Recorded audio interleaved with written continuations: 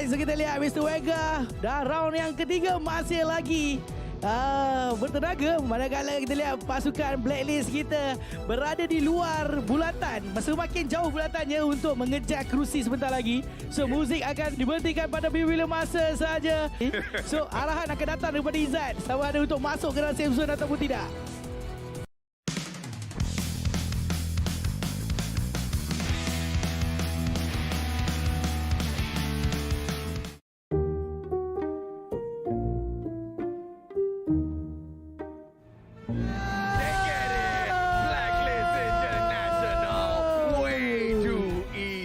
Pasukan Blacklist berusaha keras nak menang untuk round yang ketiga ini sebenarnya. Betul Haji, dan nampaknya kita betul lah. Bila cabaran tu dah meningkat dah, you see the fire in them.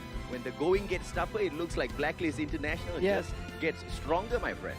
Yep, so apapun kita berikan mata tambahan lagi pasukan Blacklist untuk pusingan yang ketiga sebentar tadi. Absolutely. So if you are supporting the players, I'm sure you guys are absolutely happy. We will catch you guys in episode number 2 because it's just not a one-game affair. Yeah. We still have got Geek Prem waiting by the sidelines for it. Jangan lupa untuk menyaksikan Grand Final Free Fire Challengers Malaysia pada 5 hari bulan 2 nanti. Dan nantikan ganjaran milestone anda. Dan jangan lupa untuk mengundi ganjaran yang anda mahukan. Jumpa anda di next episode.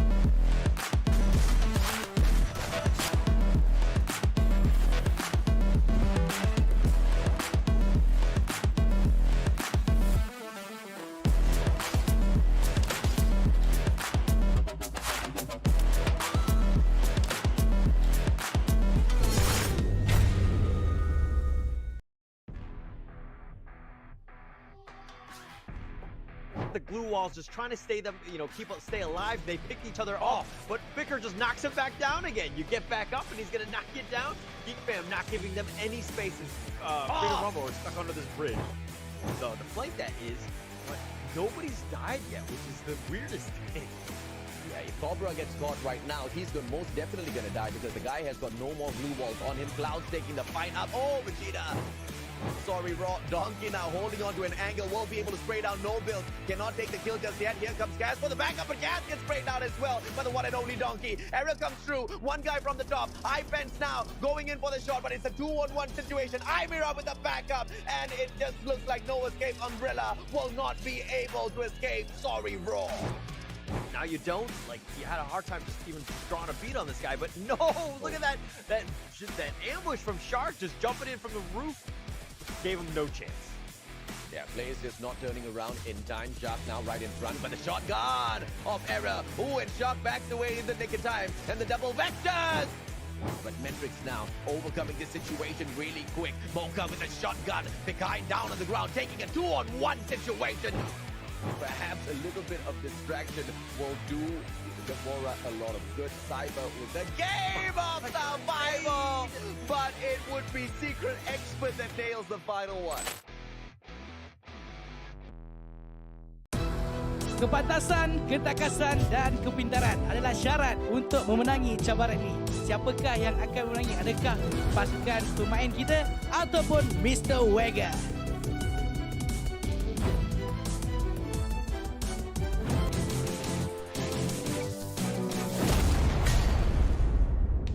Anda sedang menonton rancangan permainan Free Fire Challengers Malaysia. Nama saya Mustachio AJ bersama Haji Yan. Dan untuk merancakkan lagi peringkat akhir FFCM, kita ada wakil daripada Blacklist International dan juga Geek Fam. Ya. Blacklist International akan participate dalam game yang pertama, Geek Fam akan participate dalam game yang kedua. Dan dalam game yang ketiga, mereka akan bergabung kuasa untuk menewaskan Mr. Wagon. Jangan lupa untuk mengundi salah satu daripada 5 ganjaran milestone penonton yang bakal anda terima sekiranya para pemain menang. Cabaran kita yang pertama diberikan nama The Safe Zone Royale. Mengekalkan diri di dalam safe zone adalah keutamaan permainan Battle Royale. Pemain dan Mr. Wagger harus lari mengelilingi bulatan sehingga muzik berhenti. Pasukan pertama yang duduk di atas kerusi di dalam zon selamat menang. Looking at the fact, it is a 2 versus 1. So it will be a 3-legged race by Blacklist International. Round 1. Mr. Wagger, are you ready? Blacklist International, are you ready? Yeah. All right. 1, 2, 3. Kita lihat kan betapa struggle-nya player kita dengan berkaki 3 untuk mengejar Mr. Wagger. Showtime! Oh, sempat moonwalk lagi, Mr. Wagger.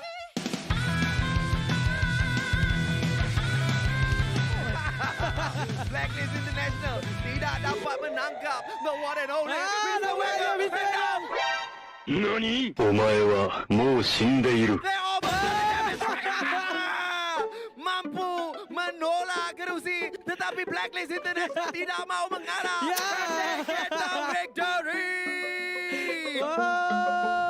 So it looks like our challengers, ladies and gentlemen, boys and girls, have gotten the first 10 points. And Mr. Wagger with the big bad swagger. Nampaknya moonwalk dia pun tidak memberikan kita apa-apa. Ya, betul tu. Nampaknya Mr. Wagger harus cuba dengan lebih keras untuk round yang seterusnya. Macam terlalu senang pula untuk Blacklist tadi. Apa kata kita panggil Akik daripada Geek Fam Oh, what a untuk great idea. menentukan nasib pasukan Blacklist untuk game yang kedua. Anda diminta untuk spin dekat sini apakah handicap kepada pasukan Blacklist. Mulakan putaran anda sekarang.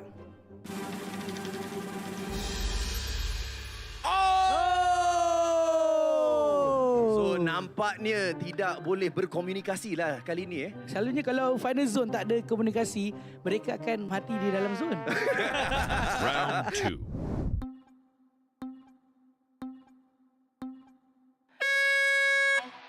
Kalau kita lihatkan pasukan Blacklist, salah seorang playernya tak dengar muzik. Dipakaikan headphone, dia sudah tak dengar muzik. Just as Blacklist International is, walau tak ada Nampak. Kita lihat.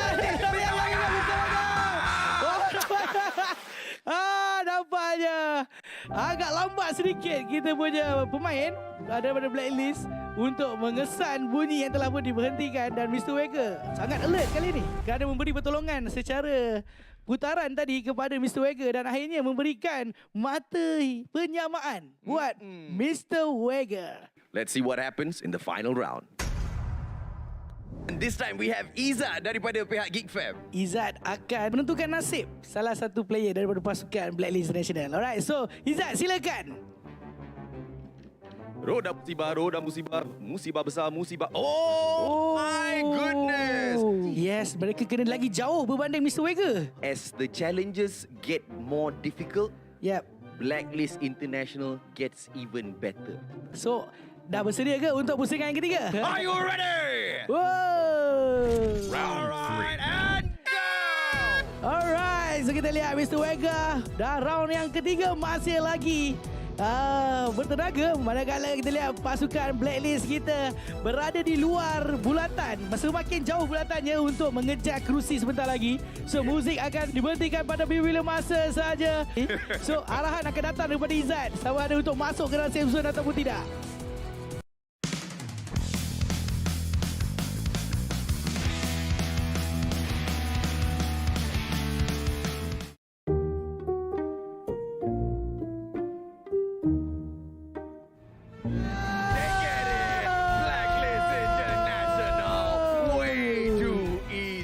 Pasukan Blacklist berusaha keras nak menang untuk round yang ketiga ini sebenarnya. Betul Haji, dan nampaknya kita betul lah. Bila cabaran tu dah meningkat dah, you know, you see the fire in them. When the going gets tougher, it looks like Blacklist International just gets stronger, my friend. So apa pun kita berikan mata tambahan lagi pasukan Blacklist untuk pusingan yang ketiga sebentar tadi. Absolutely. So if you are supporting the players, I'm sure you guys are absolutely happy. We will catch you guys in episode number 2 because it's just not a one-game affair. Yeah. We still have got Geek Prem waiting by the sidelines for it. Jangan lupa untuk menyaksikan Grand Final Free Fire Challengers Malaysia pada 5 hari bulan 2 nanti. Dan nantikan ganjaran milestone anda. Dan jangan lupa untuk mengundi ganjaran yang anda mahukan. Jumpa anda di next episode.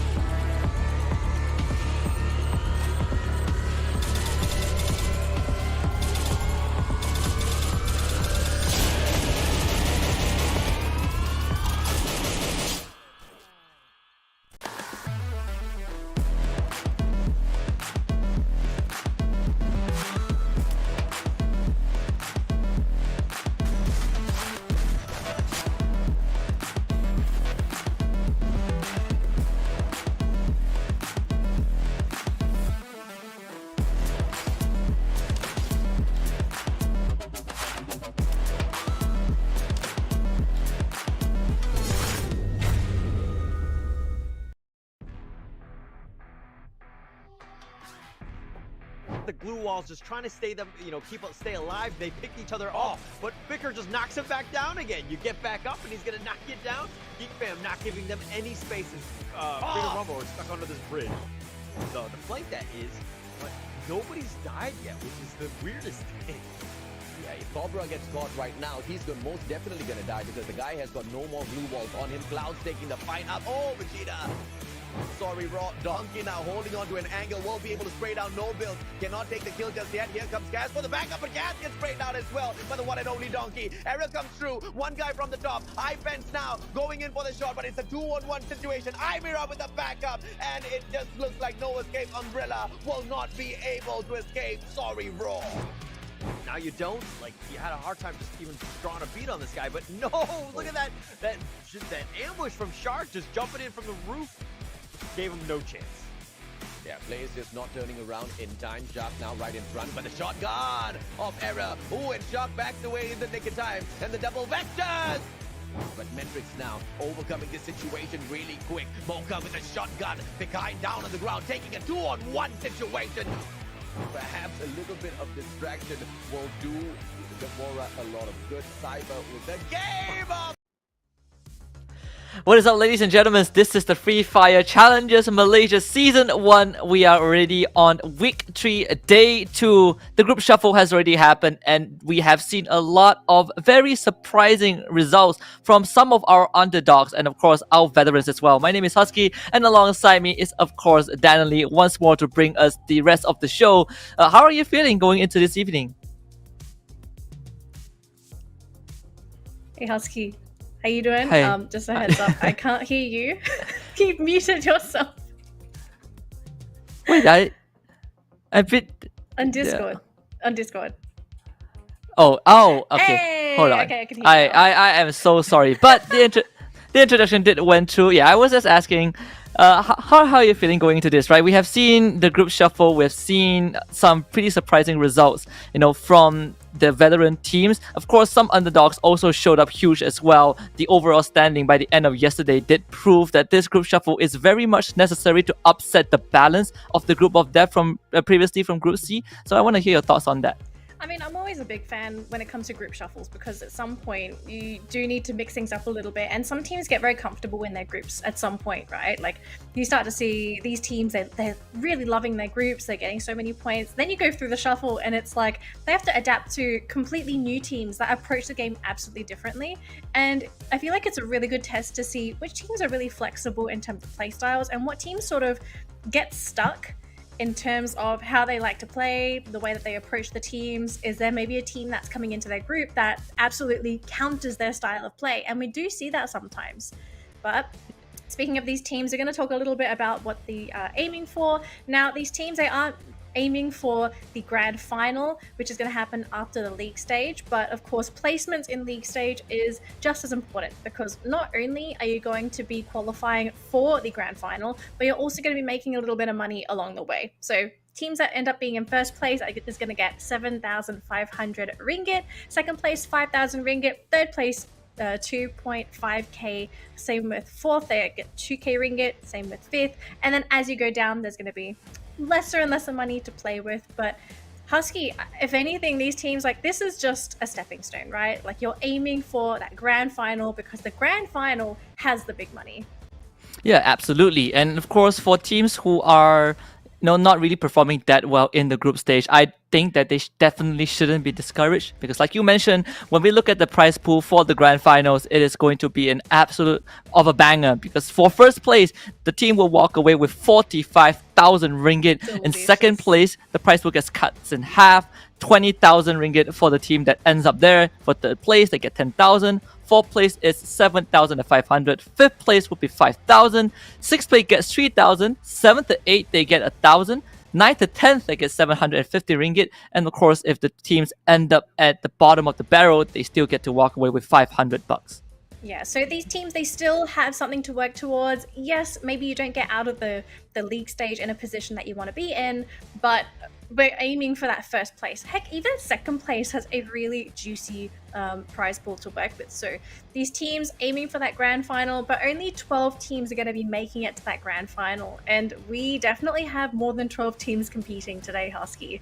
And something I actually want to talk about as well, we've had the shuffles and we're also approaching the end of the league stage. We need to talk about the fact that these teams, especially the teams that are trailing towards the tail end of the standings, they're running out of time to actually get those points to make top 12. Yeah, absolutely. And I think that these teams really need to buckle up. We are starting to see the separation of hierarchy and what teams are really good at what they do and what teams are really struggling since day number one. One of the clearest example is definitely MND Diehard and Hero, both in 17 and 18 place, and they really need to step up their game. Of course, the point system would be the same as any competitive Free Fire. 1 kill equals to 1 point, and if the team gets the booyah. It's 12 points. Second place comes in with 9. Third place gets 8 points, and the list goes on down to 0 points in 11th at 12th place. Absolutely. So kills are just going to be as equally important as placements. We've seen in the past that teams that are able to basically hoard all the kills, yeah, maybe you place in the middle of the pack, but you're going to end up being top 2. Heck, you might even end up being on the top of the charts. So it's down to these teams whether they do decide to play aggressively or if they want to focus more on those placement points. This really comes down to team preference, because some teams really prefer aiming for that late game, because there is a case, right? You go to the late game, you're going to at least guarantee yourself some kills, because everyone is going to be at least within shooting range of each other. Yeah, absolutely. And I think at the same time, when we look at how the new group has been treating everyone, I think it is very exciting, because if we look at Group A, 3 of the teams are from the same group during the first half of the group stage. Argon MY, Blacklist International, Freedom Rumble, these 3 teams were in Group C, and even after the shuffle, they seem to be inseparable. And I think this really elevates the competition, especially for these 3 squads alone, because they have to fight against each other for the entire group stage, which is something that is pretty rare throughout all the competitive leagues that we've seen. This is definitely a new experience, I would say, but also it tests out, it pushes these teams to the limit, and makes them prove to us how good they are. Following them in Group A is Icon, No Escape Umbrella, and Sorry Roar. In Group B we get Devora, EWG, Geek Fam, New Gank, Secret Expert, and Team Princess. And to round out the rest of the roster in Group C, we have Duo Barade, AKO Steady Squad, Epic, Hero, Metrics, and MND Diehard. Yeah, so Group A, that's the group to keep your eye out on. I'm wondering what the teams are thinking when they actually had the group shuffles, and then they realize, like, oh, we're still playing with these guys again. It's like, of course you're not going to be able to shake everybody off, but to have these 3 Goliath teams playing against each other for the entirety of the league stage, like, they're essentially competing for points against each other, right? Yeah. Looking at the other groups, like, yes, they have some pretty strong teams as well, but it's like you've got these 3 Goliaths that are always going to be playing against each other if you're in Group A, or at least you're playing with Group A. Yeah, and I think for Group A, Sorry Raw, they are in a pretty good position in terms of the standing. They are in the first page of the leaderboard, so top 8 is a guarantee. So I think they will put up a good fight against the rest of the guys in Group A. What I do worry for is 100% going to be Hero, MND Diehard, Metrics. These 3 teams haven't been having the best performance. 2 out of the 3 teams that I mentioned are at the bottom of the standings. Hero in 17th place, MND Diehard in 18th. They don't have much time left, so they really need to step up the game. And Group C isn't really that as difficult as compared to Group A, but there are still some top contenders in the name of Epic and AKO Steady Squad. This will be the schedule for today. We are playing on Kalahari and Purgatory, and the maps will rotate between every single round. Match 1 and 2 will be Group A and Group B. Match 3 and 4 will be Group B versus Group C. And of course, to close out the evening, we will have Group A taking on Group C for Match 5 and Match 6. Of course, they bring me on for my favorite map combinations. I love seeing Kalahari and Purgatory, because you can really see some absolutely crazy circles in these 2 maps. And I feel like the biggest ones on Purgatory is going to be those river circles, how those teams decide to approach those river circles, or the potential of one, right? Because you always have to anticipate what happens if it lands in the water. Like, what's our game plan? Because it's not just a simple circle where it's like, okay, try to find some cover, let's try and use some grenades to try and flush people out. That's not really the case when you have to go swimming. Anyways, for our teams to watch for today, so we're going to be keeping our eyes on Geek Fam, Freedom Rumble, and Metrics. And Husky, I think you actually had some concerns for Metrics? Yeah, I certainly do. I think for Metrics, this is definitely not their first rodeo, but coming into FFCM, they bring in an entirely new roster under the same banner. And of course, they are now currently in 12th place, just barely leading Duo Baradic by 14 points overall in the standings. So their place in the grand finals is definitely not guaranteed just yet. So today, I want to see them step up their game. Yesterday wasn't really the best day for them as well. They did get 1 booyah. That's what kind of separated them from 13th place. But even then, 1 bad game could really upset that balance for them. Whereas for Geek Fam, they are comfortably sitting, I believe, in first place. And for Freedom Rumble, they're in 3rd place. So these 2 titans are still strong as ever. Absolutely. So we also do need to make a bit of a quick mention before we jump into our first map of the day. So we had a bit of a situation yesterday where Blacklist International, they weren't able to actually jump into one of their matches. Unfortunately, because of that, they actually took a 80-point penalty for not being able to turn up to that game. So they've lost 80 points. And when we looked at the brackets, this was before we went live, I do believe they're sitting in 9th place, which is a massive drop compared to where they were originally, which I do believe it was around 3rd place, if we're remembering correctly, about 3rd or 4th. Yeah. Without the infraction, they would be in 3rd place with 244 points. But obviously now, with that unfortunate infraction, they are sitting in 9th place. They even got 3 booyahs on day number 4 itself. So that is definitely a lot of points down the drain. Super unfortunate circumstances for Blacklist International. But knowing them, I don't think they will be too discouraged. They have shown us that these guys are getting better every single day. They still have their superstars in the name of Cobra, in the name of Miro, and at the same time, the new additions to the team are also, able to step up their game and fit in like a perfect piece of the puzzle. So it's only a matter of time before Blacklist International catch back up. And even if they can't, they certainly have guaranteed themselves a spot in that grand finals. But Kalahari is where we kick off match number 1, and it's Blacklist International's favorite map. Let's see if they will be able to make a statement to kick off the night. Yeah, of course we're going to start with Kalahari. It's a very big map, so for people that are just tuning into the broadcast, it might be a little bit of a slow start as we are looking at essentially the biggest map in the game. But so far for positions, it looks like we're not going to be seeing any teams really... Actually, you know what, Husky? We might be seeing a little bit of a skirmish here if Zach gets spotted out here. Because for some reason, Zach has actually decided to drop away from Geek Fam towards the southeast section of the map. And we do see Geek Fam perform these maneuvers every once in a while. They like to do those 2-2 splits, although not as common on Kalahari as they like to do it on maps like Bermuda and Purgatory. It is certainly not their first rodeo performing this. And most of the time, Zach would be the one gathering information for the team. He would be the one playing those long-range fight. And of course, you have the new addition, Orin, in the team that has been performing phenomenally. That guy started out with Legends in his very first competitive tournament. And after that, he went on to join Freedom Rumble. And now he is with Geek Fam. Multiple MVPs. One of the best grenade tossers in the entire league. So I definitely like where Geek Fam is right now. It's only a matter of time before they make it to first place. Obviously, they are in first place, but I am certain that they will be able to extend that lead a bit more. Yeah, so Zach did manage to get a little bit of information for the team, so I do believe they're running in the opposite direction of the team that they ran into. So it looks like it's just going to be a bit of a slow one here for Geek Fam, right? Like, just stick around, grab that loot. You don't really need to expose yourself, because one of the biggest issues I feel with Kalahari for some of these teams, right, is that it's such an open map. You don't really have too much cover to work with until you're within the vicinity of a compound. And we see so many teams get punished when they don't really anticipate that there could be a team waiting for them on the high ground. So... Yes. Yeah. Husky, I mean, I want to kind of ask you about Kalahari, right? Like, what do you feel is one of the biggest aspects of Kalahari that actually makes it such a difficult map? Because a lot of teams that I've spoken to, they hate Kalahari. It is such a different map compared to Bermuda and Purgatory.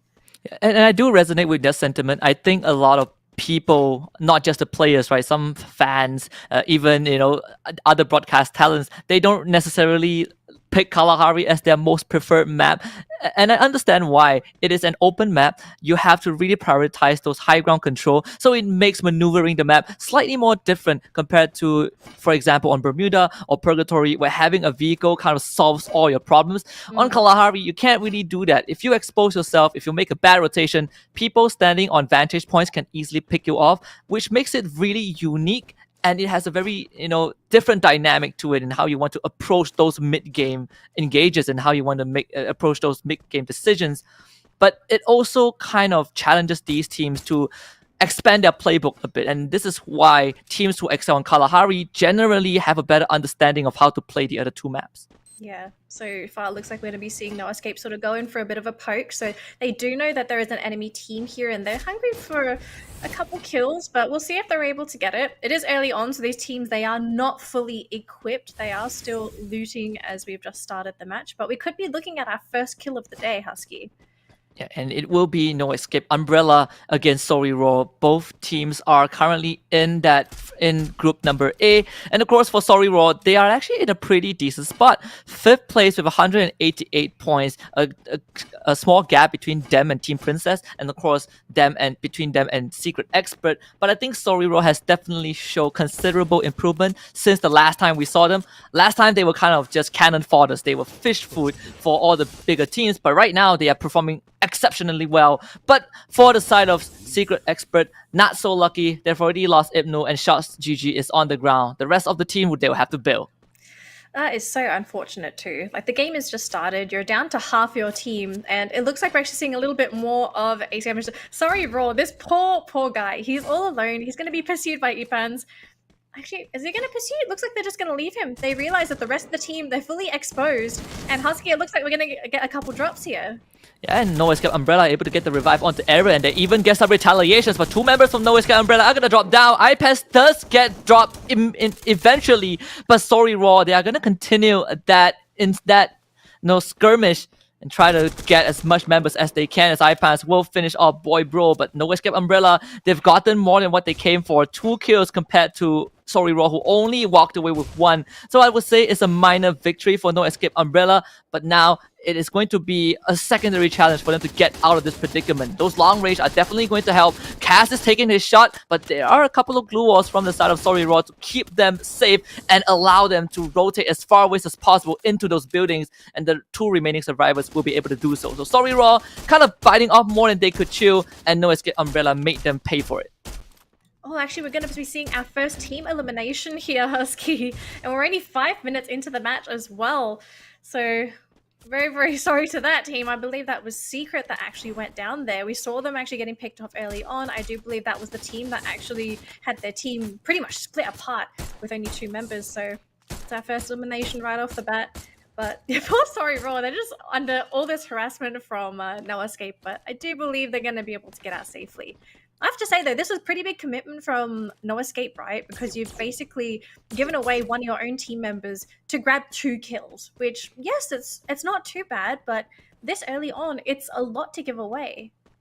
Yeah, and I think, with Secret Expert getting eliminated this early into the game, it is good news for Sorry Raw because they want to catch up to Secret Expert. They are currently in 5th place. Secret Expert is in 4th place, and they are, I think, 21 points behind Secret Expert. So now there's a bit more breathing room for Sorry Raw to work with, even though they are not in the best shape themselves with only 2 members left. But at least they know that Secret Expert walked away with absolutely nothing. Team Princess, on the other hand, also was the winner of the trade because they wiped out the entirety of Secret Expert. They're in 6th place. This is going to allow both Team Princess and Sorry Raw to kind of move out even more in the leaderboard.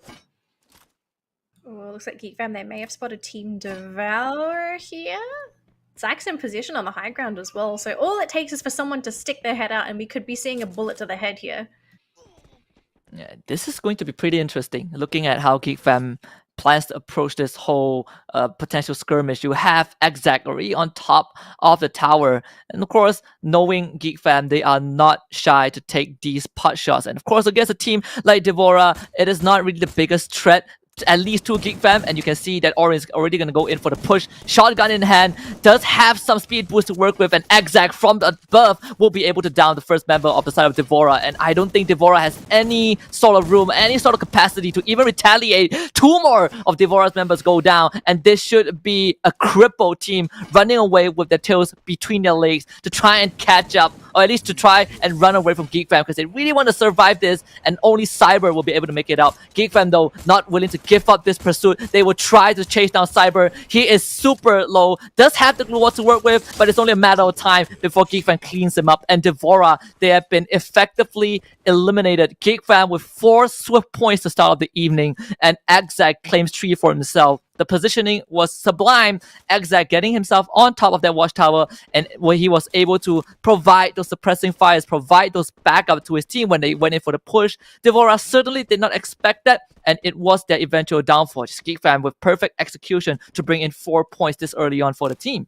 It's so delightful to just watch Geek Fam play because you can see the level of coordination for all these players to be able to pull that off, right? Like, I'm gonna reference back to pubs because I think a lot of us, we can resonate with pubs, right? Like, you play with complete randoms that you don't know. You can't fully coordinate your strats with them. You try to pull something off and everything sort of goes sideways. But Geek Fam, just perfect execution. I love the fact that Oren just put all of his faith into his team to be able to back him up because he just rushed in, was not afraid, and the backup support that they had just stunning. I really, really am such a fan of how Geek Fam actually plays these skirmishes. Now, we do have a bit of a danger zone happening in the middle of the map, and 2 teams are currently eliminated. We're actually looking at No Escape sort of vulturing outside the circle. Whereas the remaining teams have actually decided to sort of move in towards the center point. And a lot of teams love to do this, right? Because if you are able to secure the center of the map, you can basically just sit there and poke at teams while they're trying to find some sort of cover. And oh God, what a beautiful shot there onto Ijutsu. Yeah, just lovely. Orin constantly improving every single day. If you told me that Orin was going to be in this position a year ago, maybe I would have had some doubts, but we are seeing the tremendous growth of this individual from his very first pro league to where he is right now. You know, being with one of the most prestigious team in Free Fire from the Malaysia region, playing multi MVP title holders, was able to become one of the best grenade throwers in the league, and at the same time filling in multiple roles. Normally if a player is really good at utilities, you normally don't see them go for go in as an entry fragger or a rusher, but Orin does all of it, and he was able to do it in a very good manner. They do lose Mano 4, something that Geek Fam probably didn't want to happen, but unfortunate circumstances, they do occur every now and then, and Geek Fam would only have 3 more guys to work with. Yeah, actually, I kind of want to know what happened there to Mano 4 because he just sort of went down. It wasn't because of a player. He was just eliminated. Bit unfortunate there for Geek Fam, but I guess they'll just have to do without Mano 4. But so far they've done well enough so far, so I don't think there's really too much to worry about here for Geek Fam. But we'll have to see if they do make it into that late game because there are still 10 teams remaining, and there's a fair number of teams around them. I mean, if you take a look at the map right now, right, Geek Fam are surrounded. They can't move anywhere. They're sort of stuck in that compound, and all that they can hope for is that the circle is favorable to them, and they'll be able to gatekeep other teams that are trying to make their way inside. And more teams are making their presence known for sure. Geek Fam knows that Team Princess is nearby, but Team Princess has also alerted the likes of Blacklist International because Ejutsu just got knocked down. They were able to bring him back up, so that's good news for Team Princess, but that also means that Blacklist International have Team Princess on their radar. And considering that Blacklist International isn't in the position that they want to, they will definitely be a bit more hungry to try to go for these points and go for these kills. For the side of Team Princess, they will have to deal with 2 different teams at once, and you can see that Jimmy Neo, he's going to get knocked down. Fikri with a crisp shot onto his head, and that means that Team Princess now has 2 Titans that they have to deal with, and it's not going to be easy. Jimmy Neo gets picked back up, but unfortunately Team Princess don't have much places to go either.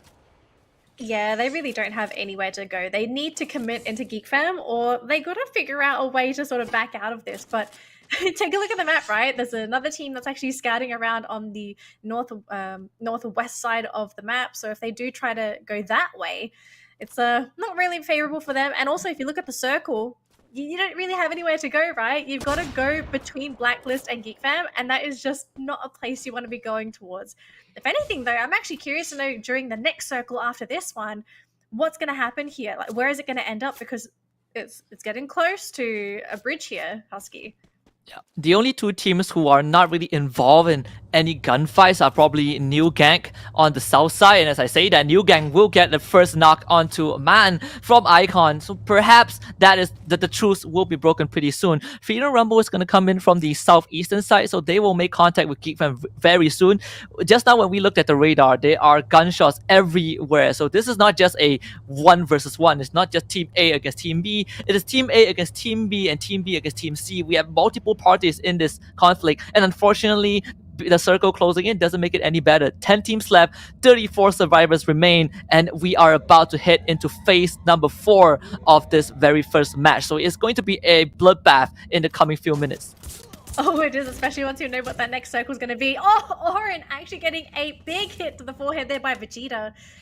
He is going to have to be picked up by his teammate there, so they've got to be careful, right? Like, as Geek Fam, they're in just such a hot spot right now, and this is Freedom Rumble coming in as well. This is a formidable team that could potentially shred them, especially with the numbers advantage. And Orion, he was picked back up, and we saw him just now able to do a couple of damage to the members of Freedom Rumble, but Too Fast does it again, this time onto Exag, and Orion will do some payback onto Too Fast, but those glue walls from the rest of Freedom Rumble will be able to allow them to pick Too Fast back up. Meanwhile, Nox, No Escape Umbrella have been knocked out, and you can see Orion with that grenade in hand is about to toss the first one out. Neptune is behind the rock, doesn't get knocked down yet, so Freedom Rumble still has some distance to cover though. We'll see if they will be able to make the full rush, and with those glue walls in hand they might be able to do this. So Orin, he's going to be the front barricade to stop Freedom Rumble from rushing in. Neptune, he is so close, that nade gets tossed out, there is the glue wall, and Orin does it, knocks Neptune onto the ground. That is going to slow down the push, and Neptune gets collected by Orin himself, and Clouds gets knocked out of the play zone as well. Freedom Rumble, they gotta make it fast because Lux on the other side from Team Princess knocks down Too Fast. GG. The whole rush from Freedom Rumble is collapsing underneath their feet, and Freedom Rumble, they are down to the last legs. Only Vegeta left alive, and he is at the mercy of 3 members from Geek Fam. Only a glue wall separates him from imminent death, and I think Geek Fam, they're gonna go for the finisher. Fikri will be the first one to kind of get some recon done, but meanwhile Exact, he finds Yun as Fikri gets distracted by Team Princess. So these 2 other parties join the fight, and Geek Fam, they might not be able to finish what they started. Yeah, I don't think they can because there's going to be too many teams sort of converging onto them. So Vegeta's kind of safe for now unless Geek Fam do decide to try and commit. Zack actually gets knocked down there and they're going to have to go for that pickup. Freedom Rumble gets eliminated, so Vegeta does get taken out. So Geek Fam, they have the compound. It's going to be up to them if they'll be able to fend off Team Princess, who is looking to try and come in from that northern side. But Husky, there's a lot of action down here towards the southwest side of the map.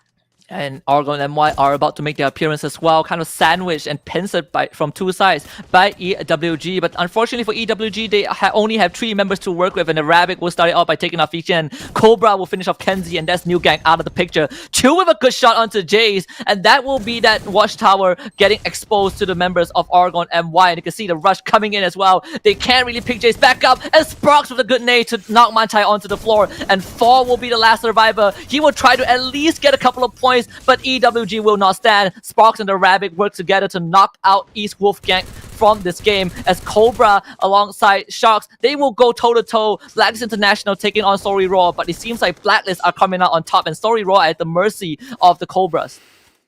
I don't know. I actually think I saw Blacklist getting shredded down there. And look at where the circle is. It is right on top of Geek Fam's compound. So right now, it is down to Geek Fam as to whether or not they're going to be able to defend this compound. Because if anything, I have to say they are in such a good position to take this.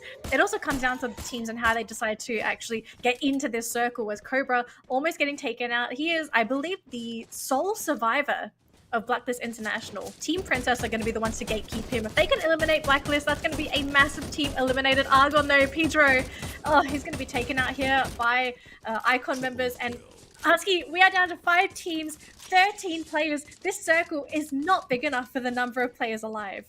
Absolutely not enough to have Argon MY in the group, as Argon MY will be knocked out in 5th place, and Team Princess, they are the biggest winner, contested for so long. That nade is gonna bounce, and Fikri gets knocked by Yun. What a great frag from Icon, as Geek Fam will be the next to go. Team Princess will finish the job, as with that being said, Team Princess now take control of the main compound. This is the mansion that Icon needs to go for the siege. We are looking at a raid boss, Mio straight onto the roof. Now he has so much vertical control, but can he convert that into any sort of kills? That nade is a bit off, as Team Princess still feel a bit safe. Ijasa will be manning the compound, as his nade will knock you down. Cobra tries to sneak through, but he's been spotted out. Knowing Cobra, he is now ready for the fight. Shotgun in hand, you needs to get picked back up, but Ijasa has a second nade, and he finds Mios as well. Team Princess doing such a great job. 9 kills in the bag, as Cobra is playing around the perimeter of this compound, but I don't think he has much to work with. Comes in with the glue wall, shotgun in hand. Ijasa not able to win that fight out, but Cobra will die to blue zone as Blacklist gets knocked out. Team Princess on the ground. It's 2 versus 1. Team Princess not able to make it as Icons close out game number 1. The Booyah is going to be in their hands. But what a finisher for match 1, Daniel. Icons came out on top, but Team Princess put up an amazing fight. I have to say, Icon, they just crept their way into that late game. It was so quiet, so silent, and I think neither of us really expected Team Icon to be able to do as well as they did, especially in that late game. I mean, look at them, they're just... They're probably thinking like, guys, I don't know how we did it, but we did it. But the way that they approached the late game, it was so patient. They didn't get ahead of themselves, right? Like some teams, especially when you get into that late game, you panic, you get overexcited, you think you have to go for these kills, you feel like you have to be the aggressors, but they just decided to let these teams come to them instead. And I just love the way that they just crept into that final compound. If anything, I feel bad for Cobra. I mean, he survived for the longest time for his team. He slipped in. He was almost going to make it second for his team, but he got found. He just took too much damage as well. I mean, he got the knock, but what does it matter, right? Yeah, and this is not the first time we saw Cobra being the last man standing from Blacklist International. In fact, if we looked at the map just now, before the final circle, Blacklist International and Argon MY were in a really tough spot. They only had one way into the safe zone, and that was just not possible. Icon, they were gatekeeping. Team Princess, they were doing the same thing as well. And you hit the nail on the head. Icon was able to sneak in. We saw 2 members of Icon, kind of grappling themselves on top of the roof, and sure, they end up going down, but the other 2 infiltrators were able to kind of clean up Team Princess, so I think that was really well done. What really surprises me was Team Princess, despite getting shot at by Blacklist, by Geek Fam, getting sieged by Icon, they made it into the final zone with the full squad alive, and they almost made it out as the eventual winners. Yeah, I think, again, I always mention this for teams that do so well in the late game, but they were very patient. They had so many opportunities to try and actually put the pedal to the metal when it came to actually trying to pressure Geek Fam in particular, but also Blacklist if they really wanted to. But they just decided, we'll wait and see where the circle is. Is it going to be favorable for us? They just picked their moments nicely. And yes, they ended up second, but I think the way that they just approached this late game for Kalahari, it was just a fantastic way to end that series. Unfortunately, they just couldn't win that final gunfight.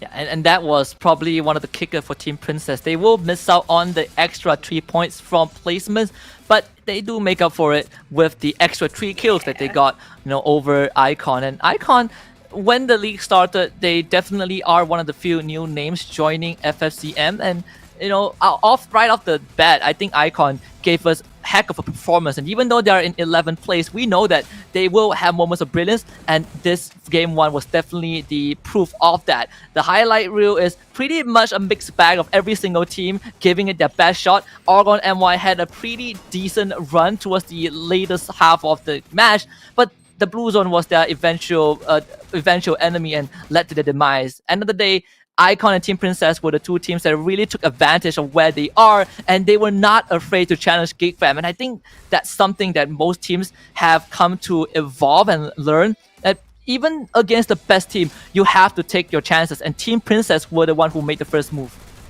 Yeah, I mean, YOLO, right? You're only young once. You gotta do it at some point.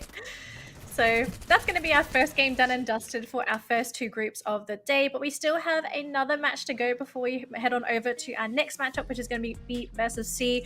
Next map is going to be Purgatory. Basically, I want to say these teams, they've done the hard work. They've managed to clear out Kalahari, which is arguably the hardest map for a lot of these teams. It's going to be a little bit easier for Purgatory. Everyone more comfortable, more confident on that map. If anything, I want to be a little bit surprised here, because I was expecting Blacklist to do a little bit better, because generally speaking, Geek Fam does fantastic on Kalahari. But coming into that late game, I mean, with 1 player left, it's good for most teams, but for Blacklist, it's not what you would expect. You would think 2 or 3 members would still be alive. Yeah, and Blacklist International is definitely one of the teams on this list that has very strong survival instinct. They are one of the most persistent players I've ever seen, obviously alongside the likes of Geek Fam and Freedom Rumble. And speaking about Freedom Rumble, it feels like we are seeing still some weaknesses in Freedom Rumble's playstyle. And their strength is coincidentally their biggest downfall. We saw them go for the rush, and obviously not to blame it all on their decision making. So partial of the credits goes over to Oren from the side of Geek Fam with his great grenade usage. But you can see that Freedom Rumble, they felt like they didn't move fast enough to go for the push into Geek Fam, right? It took them pretty long, and it allowed Oren to get set up. Either way, Freedom Rumble had a chance. They missed the window, and Geek Fam took advantage of it. And hopefully, we see Freedom Rumble bounce back in game number 2, because we know that they can do it. Just as sometimes the old habits, they do resurface. Yeah, I mean, old habits die hard sometimes. So we'll see if they're going to be able to at least turn some things around for them. They've got Purgatory coming up. I know the team in general. Sometimes you feel bad for Freedom Rumble, right? It's like they have moments of brilliance, and when they are brilliant, they are absolutely shining. It's a team that you watch. They're extremely fun to watch, especially when they're going off. But it's just, this wasn't the game. Like, you would look at Freedom Rumble here and you would just think like, ooh, who are these guys? But hopefully they're going to be able to prove us wrong. They do need points as well. At the end of the day, Husky, we are in, I believe, week 6. After this week, we have 2 play days left. Sorry, this is week 3. Day 6. It's day 6. Day 6, technically, yeah. So day 6, we've got 2 more play days left, which is not a lot of time left, especially if you're trying to make it to top 12. I'm hoping Freedom Rumble are going to be able to at least secure themselves that top 12, because things are still looking very, very dicey at the moment. Yeah, they are in a pretty comfortable position, but like you said, a lot of things can change in 2 play days. So hopefully Freedom Rumble gets to keep that position, or at least keep themselves within the top 12. The grand prize pool is still in the grand final, so the league stage is just kind of a bridge between, a bigger goal for Freedom Rumble. And they are one of the teams, and let me rephrase, they are the only team that I can confidently say, when they are at their best, even the best teams struggle against them. But to get them to that point, to allow Freedom Rumble to come online, it feels like the conditions are still a bit uncertain. So hopefully we get to identify that as the day goes on. One thing we do know that Freedom Rumble has definitely made improvements towards is how much more disciplined they are in pulling the trigger. But when those aggressions kick in, you can see that Freedom Rumble, they sometimes trips over their own feet. Yeah, it does get a little bit dicey, but we're going to be jumping into Purgatory here. Lovely blue skies. It's clear weather for people to die. So we're going to be seeing where everyone decides to drop for today. And so far, we're not really seeing any teams dropping on top of each other, but we're just waiting for the majority of these teams to spread out. And it looks like we could be seeing a couple teams going over onto Fire Brigade. Hang on. It's hard to say. We've got a couple teams stacking on top of each other there, Husky. We could actually see some action. There are at least 3 teams. I saw Argon MY. I think I saw Devora. Not really sure what the last team is.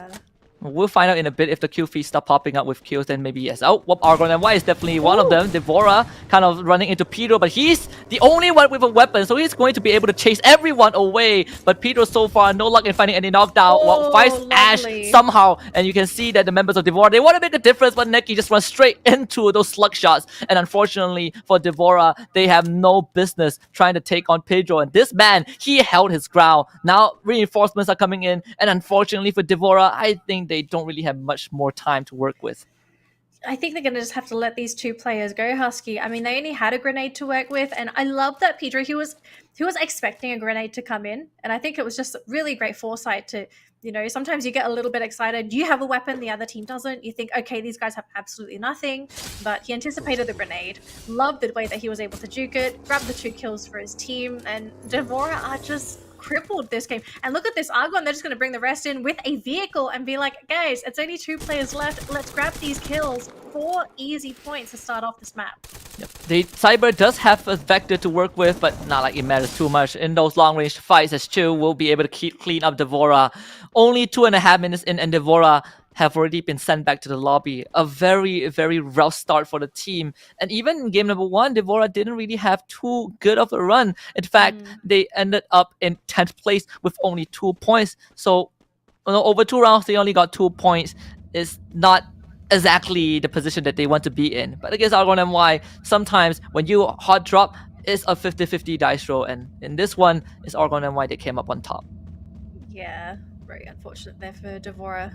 So they'll have to wait until their next matchup for the day. But as we switch on over to Geek Fam's point of view, it's very clear over here. There are no intruders, so they're basically free to loot as their heart desires. And I'm sort of wondering what's going to be happening in this matchup, because sometimes you see Geek Fam, they decide to be the aggressors, they run into a lot of teams, they grab a lot of pickoffs, and then you get these other days where the team just decides like, hey guys, let's just relax. Like, let's just let's slow it down. We'll let everyone else sort of play catch up with us with the in terms of points, and we'll give everyone a chance. But a bit hard to say right now. But I guess the good news here for Geek Fam, they are going to be so well equipped going into this mid game.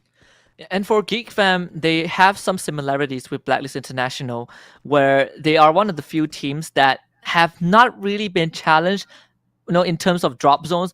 No teams dare to hot drop in the same spot as Geek Fam or Blacklist. And so when you look at, for example, Purgatory right now, Geek Fam, they take Brasilia, no one dares to challenge them. In Bermuda, they take Clock Tower, no one goes to Clock Tower. Even teams that or used to go to Clock Tower, like AKO Steady Squad, they will completely abandon Clock Tower, because if you want to fight Geek Fam there, you have to do it at your own risk, and no one is ready to take those risks. So in this case, like you said, Geek Fam will be very well equipped going into the rest of the round. In fact, they are so far away. They have a lot of decisions that they can make in terms of where they want to rotate. Taking that zip line is definitely the most risky one, because they would run straight into Blacklist International. And seems like they're going to do it regardless. Mirror will be the first point of contact. Only Mirror. Yeah, so I think Mirror's going to be the one to spot out Geek Fam here. And does Blacklist decide to head towards where Geek Fam is? I think they're just going to wait and see if maybe they accidentally make contact with them in that compound. But Mirror's got to be careful, because one thing that I do get a little bit nervous about with teams that decide to split is that the scout potentially getting picked off. You have a lot of information to work with, yes, but for the scout to go down, that's going to hurt the team later on. And I think they've spotted Mirror. Oh no. Yeah, Mirror is going to be on the run. No vehicles nearby. You can see on the radar, the rest of Blacklist, they are quickly coming in. Great glue wall to negate some of those damage. So Mirror should be able to reunite with the rest of Blacklist International. But Geek Fam, do they know that Blacklist is nearby? Because if they go for this chase, they might run straight into an ambush. Good smoke grenade to block out those line of sight. They should buy Blacklist some time, but they are still pretty much spread out. Don't think they're really prepared for this. But for Geek Fam, they are always ready to take on the fight. And Blacklist International, they got to be careful, because Geek Fam, they're coming in hot. I wonder if things are going to change once at least one of these players get a knock, right? Like, you're Blacklist, you're Geek Fan, you don't know who you're playing. You don't know who you're playing up against until somebody goes down. And I think once you get the knock, they're going to realize, like, oh wait, this is a really big team. I'm wondering if anyone decides to back off. Like, if you're Blacklist, let's say Cobra gets knocked or Mural gets knocked, and you see that it's Geek Fam, what are the chances of Blacklist staying?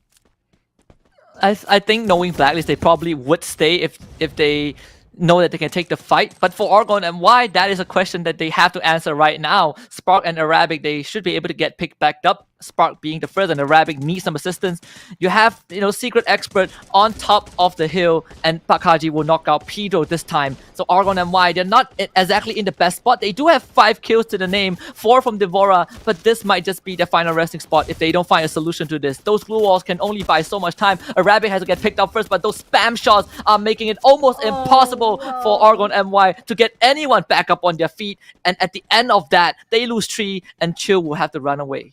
Well, that was essentially just a shooting range right there. 3 picks.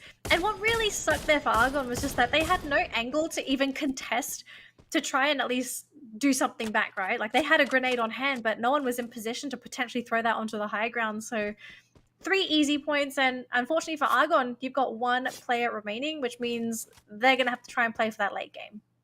And they certainly have to just play it slow. And Argon and Y, they're not left with much choices to work with. But with Secret Expert getting 3 kills for themselves, now Challenger number 2 shows up on their radar, and that's going to be Geek Fam. Secret Expert definitely did not have time to recuperate just yet.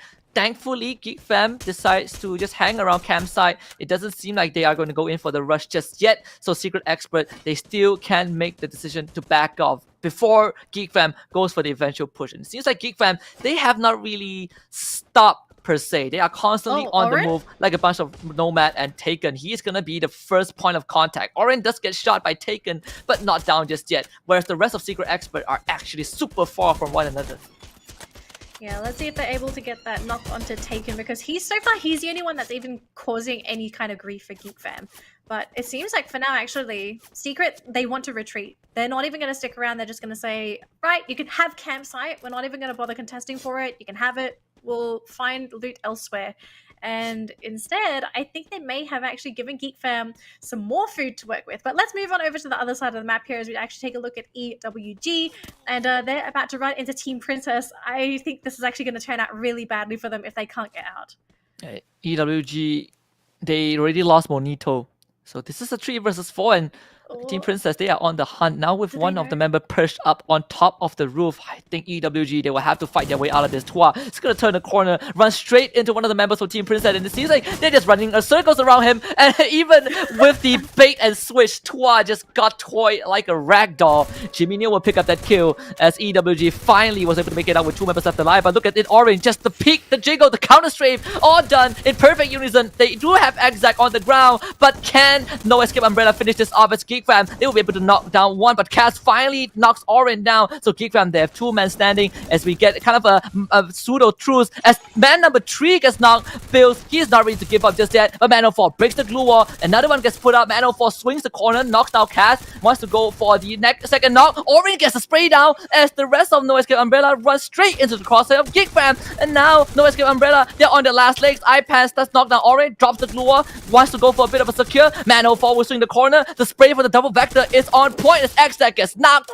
but No Escape Umbrella will not stand up against the gun and fury of Man04 as Geek Fam takes 4, but they do lose 1.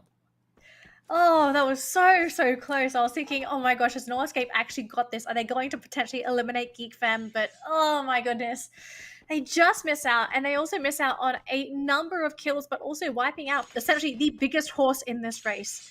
So No Escape, I mean, they got to be slapping themselves, but what could you do, right? And I think there was at no point would No Escape going to be able to escape that. Literally no escape from Geek Fam. The puns are not intended, but yeah, I mean, they made my day. One of the most vicious duelists that you can go up against is Man04. He has proven time and time again. You put him in those 1 versus 1 under pressure, he will win the duel for you. And of course, it was Man04 that was the last man standing, and he won it for Geek Fam by the end of that skirmish. Secret Expert, on the other hand, they do see NWG. This time is New Gank on their radar as those scope shots are coming in repeatedly from Taken, one of the top snipers in the league, alongside Exact, alongside the likes of Pedro. I think loving what Secret Expert is doing right now. They do have a supply crate to work with, and as for the side of New Gang, they did get knocked, but I don't think there's any kills just yet. Yep, all 4 members of New Gang still standing. Yeah, New Gang was fine. Essentially, it's Secret Expert, they just deleted the vehicle. So New Gang are going to have to use their legs this time. But this could be bad news for New Gang as well, because if you take a look at the map right now, we've got Blacklist approaching. Now, I don't think they actually have any eyes on Blacklist, and Blacklist could potentially come in for a backstab here. If New Gang don't detect this, they are going to be in a whole lot of hurt. And knowing Blacklist, they are a team that are not shy to go for these kind of pickoffs. And Blacklist, not really the team that is most known for third-partying skirmishes, but if the circumstances allows it, Blacklist will definitely join the fun. So far, Phoenix, he's playing lookout. Cobra, circling the perimeter of these wooden houses, and I think they have an inkling where New Gang is. But like you said, does New Gang know about Blacklist's presence? And if they do, what can they do about it? Because there certainly isn't much space for them to run away from, and with Blacklist making so much movements, New Gang have very limited time to prepare for this. Gonna switch on over here to a couple of different teams. We actually have Freedom Rumble here, who are actually down 2 players. And they're actually, I do believe that, is that New Gang in the corner? I can't quite see the logo. Yeah, no, in the other corner, that's EWG. Who also lost, I think, 2 guys to Team Princess. It's a pretty fair fight. Freedom Rumble again, not really starting off the day on a good note.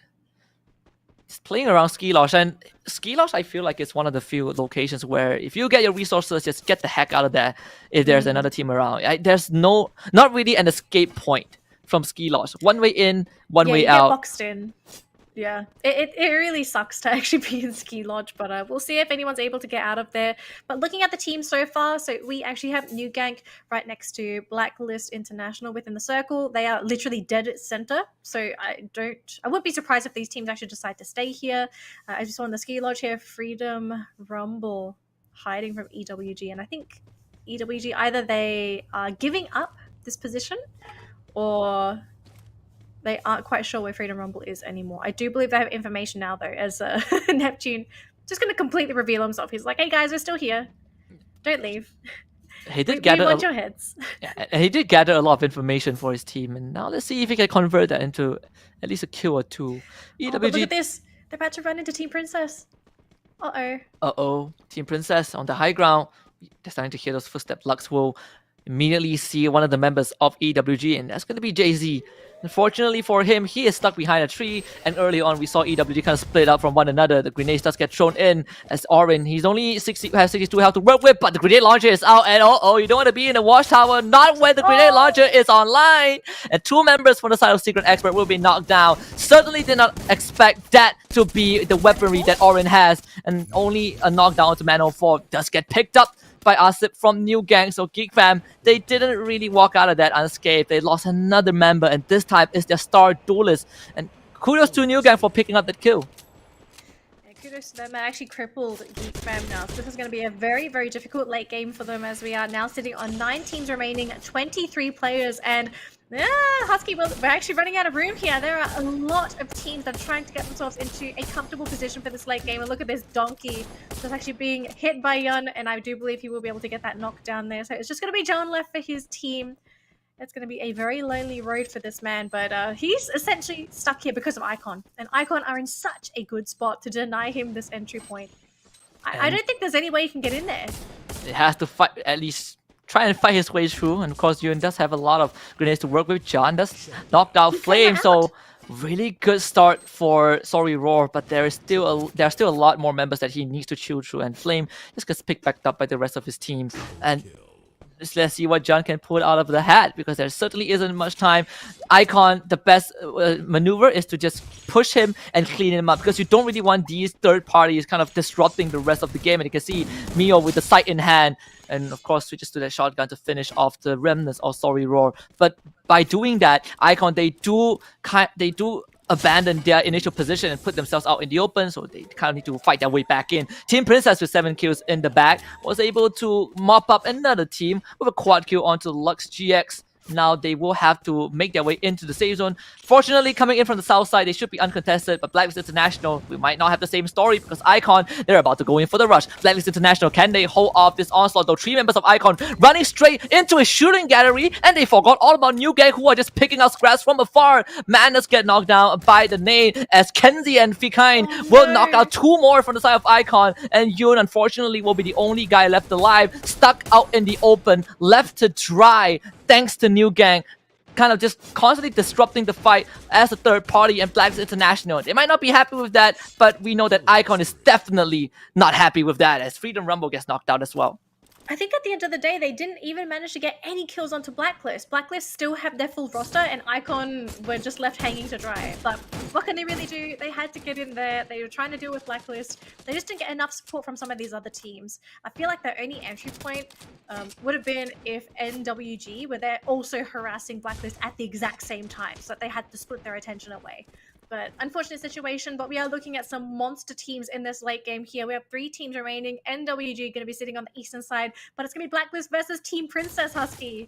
Yeah, Team Princess, they have a freeway to cross. New Gang, they are going to continue to play their third party. The nades bouncing off the glue wall, and of course retaliation for the side of Team Princess. Look at this, Cobra about to rush in, has a boulder to work with. Those glue walls, they're not going to stand for long, as Blacklist International continues to spam those structures down. Another nade from long range, that's the one lands onto Phoenix. Good one for Aegis, but Fikai again takes out Cobra and takes out Ali. Oh, New Gang, they are doing so much damage to these 2 teams, and Blacklist International will be the recipient of a harsher punishment. Miro ends up being the last man standing. New Gang, they will start making their move into the safe zone right right now. They still have 4 members left to right. Drex down to a slither of health, but he is still up and running, and Blacklist International finally gets wiped out by Team Princess. And New Gang, they lost Drax, but they still have 3 more to work with. It's going to be a 3 against 4. Team Princess holding the ground. This is going to be a tough fort to siege, as Shikai will be knocked down by Lux from long range as well. Jimino going forward, a bit too overzealous. Kenzie will punish him, but New Gang will not stand. Team Princess with 14 kills.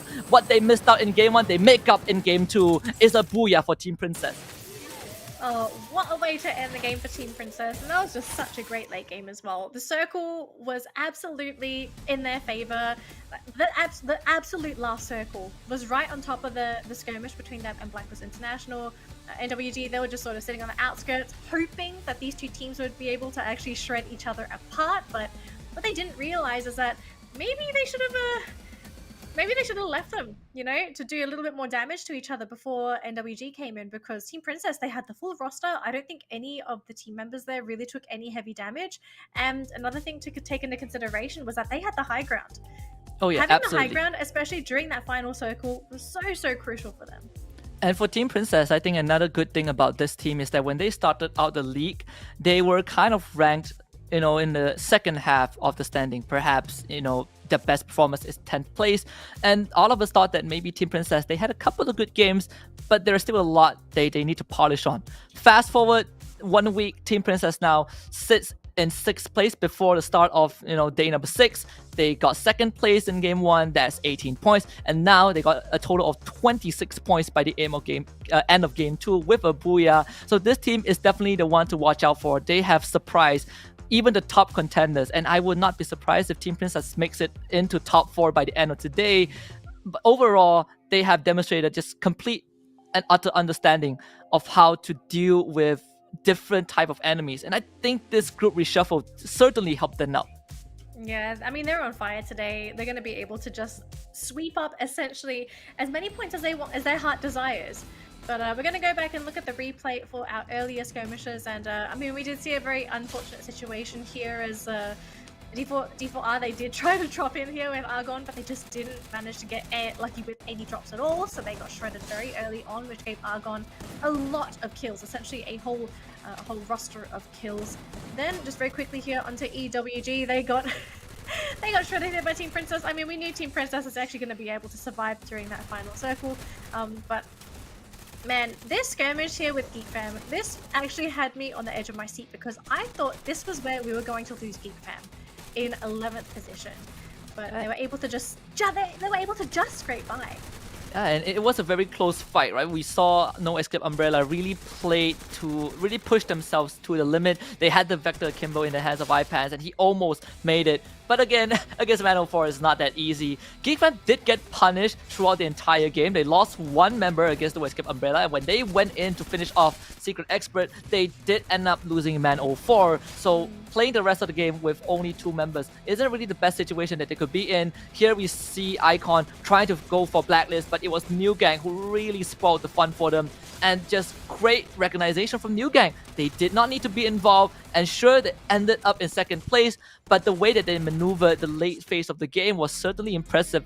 But let's take a look at the round standings. Team Princess, again, 26 whopping points, 14 kills and a booyah, followed by New Gang in 2nd place with 14. Icon sits in 3rd with 13. Argon MY in 4th place with 11 points. Blacklist International in 5th place with 10. And of course, Geek Fam breaks the 6th place with 9 points. Yeah, a bit of a disappointing round here, if I have to say, for Freedom Rumble. I was expecting a little bit more for them this round, especially with what happened in that first round. It seems to me that Freedom Rumble, they seem to struggle with how they want to approach the game, because so far it seems like they're focusing purely on placements, and something that I'm not a big fan of when it comes to teams focusing on placements is that sometimes when you're so focused on trying to get placements, that if you get eliminated early, that is the absolute worst way to go down, because you did not pursue kills early. You aren't really well equipped to try and go for these early game skirmishes. You basically try to position yourself completely for this late game situation. And I mean, they finished in 7th, which is fine, but I'm really worried for this team. Yes, yeah, especially I think for today so far, the first 2 games that Freedom Rumble have been a part of have not been as impressive as we expected. And Freedom Rumble is a team that I do agree with your sentiment of playing safe, because I feel like Freedom Rumble isn't the team that is meant to play safe. They have made a name for themselves, being an aggressive team, a team that doesn't really care who they are going up against. They will run at you, they will take you down. And when they switch into that passive mode, you do see the drop-off of the team's performance. And of course, Freedom Rumble are in a rough spot. But this will be the map recap. Round number 1 on Kalahari, won by Icon Esport. Of course, round 2 just now, it was Team Princess who was able to bag the booyah. Almost made it in round 1, but hey, they were able to do it in round 2 regardless. So far, Team Princess, they show very consistent performances.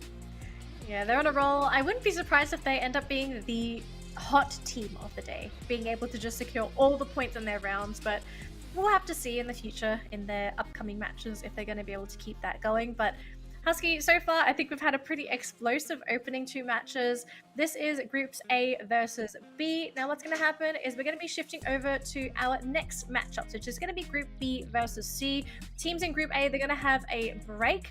We're going to see them a little bit later on. So we've got 3 Goliaths who are going to be sitting on the sidelines. And I'm wondering what we're going to be seeing in this Group B versus C matchup, because I feel like with the elimination of those top 3 Goliaths, I think it's going to be a little bit more of a free-for-all down here. Yeah, and before we head into match 3 and 4, let's take a look at the overall standings so far after the first 2 matches. Geek Fam sitting on top still with 287 points this time. Argon MY in second, Freedom Rumble makes it in third, Secret Expert in 4th place, followed by Team Princess who overtook Sorry Roar. Icon makes it to 7, Blacklist International went from 9th place to 8. EWG now will be in 9th place, and of course that is going to round out our first page of the standing. And of course, our second page of the standings, our most important is actually our top 12 teams. So Epic, AKO Steady Squad, and Metrics, they're going to be able to at least keep their top 12 placing. Now, the teams beneath them, 13th to 18th, we have Tuberadic, we've got No Escape Umbrella, New Gang, Devourer, Hero, and how do I pronounce this bottom one here, Husky? You're going to have to give me a hand here. MND Die Hard. MND Die Hard. I was about to say Mind Die Hard. Excuse me. But it can get confusing. It does get confusing. I mean, I think my mind died hearted right there. But something we do need to talk about is the top 12 placing, right? I mean, everyone's talking about number 1, who's going to be getting that big money during the league stage. But for me, it's always that race to 12th and 10th, right? And so far, it seems like teams sitting in 11th place and above, they seem to be relatively safe. They're sitting at about a 30-point gap between them and 13th place. It's the team sitting in 12th that I'm worried about. And it's Metrics. If I'm not mistaken, Metrics is Group C. They haven't played today, so they have plenty of opportunities to score themselves some points to pull themselves up. But that 12th spot, there's still a lot of room for a team to creep in there. Nobody is safe yet.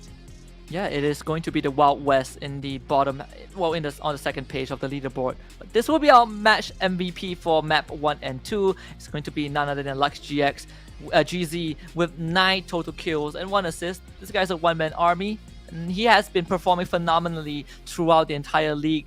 And from someone who was kind of under the radar to someone at the forefront of the battlefield, Lux GZ has done it all. So very well deserved MVP title for the first 2 matches. But one more thing I want to bring up in terms of the placement is AKO Steady Squad. If we look at the contention for top 12, I think the most notable name is certainly AKO Steady Squad. They have one of the most prominent Free Fire figures on the team, Mr. D, the soul, the pillar of the team, and AKO Steady Squad hasn't really been performing that well, right? We are not really used to seeing them on the second page of the leaderboard this late into the league stage. And this means that there is a chance that we might not see them in grand finals if they keep on, continuing this downward trajectory. So they have the next 4 games to prove us otherwise. But until that happens, I am constantly worried what is going on with AKO Steady Squad. They have a good leader, they have a superstar team, but somehow they are still not really gelling as well as we would have liked them to, at least when it comes down to those in-game performances. Yeah, and I'm not a really big fan of teams that sort of pull out these gimmicks in the final couple of weeks, right? Because it just goes to show that it's like, if you're trying to win off of gimmicks, and especially for that grand final day, a gimmick's going to be enough to actually get you far. Like, do you really want to save strats until the very end? Like, I'm a big believer of teams that just play as hard as they can over the course of the league, and they manage to get into the grand final that way, because it's like, okay, you've shown that you're stable, you've shown that you're able to play at a consistent rate. Whereas some of these teams where it's like, we're gonna peak in the last week, it's like, this is not college, this is not like taking an exam and like studying the night before. Yeah, certainly not. Like getting a 4.0 CGPA is not the same as getting first place in the league stage. But at least I think the silver lining for Free Fire competition is that even though you didn't get a flat 4.0 result, you still make it to the grand finals, right? You still graduate with first degree on. I think that's something that I think that a lot of people might agree, even though it's a horrible analogy, but you get the idea.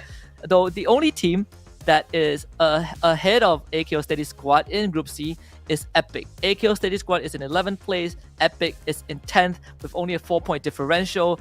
I would still argue that I think AKO Steady Squad is the better team overall, but that has to be backed up with AKO Steady Squad's performances in the next 4 games, and hopefully that comes true, because Epic has been on my radar, but they have slowly trickled off due to the fact that Team Princess started overtaking them, EWG doing the same, and of course Secret Expert being one of the new teams that had a major breakthrough throughout the entire league stage. Now we're going to be jumping into our next matchup of the day. It's going to be Groups B versus C. And of course, we're going to be returning back to my favorite map, Kalahari. Massive, open, exposed. Lots of room for these teams to try and punish unsuspecting foes. I'm wondering who's going to be getting the booyah this time on my lovely, lovely desert map. Husky, we actually had a very interesting round 1 on this map earlier today. We had Icon who were able to take the booyah themselves. It was a very quiet entry into that late game. We didn't really see too much action from Icon. They did try to focus on that late game booyah.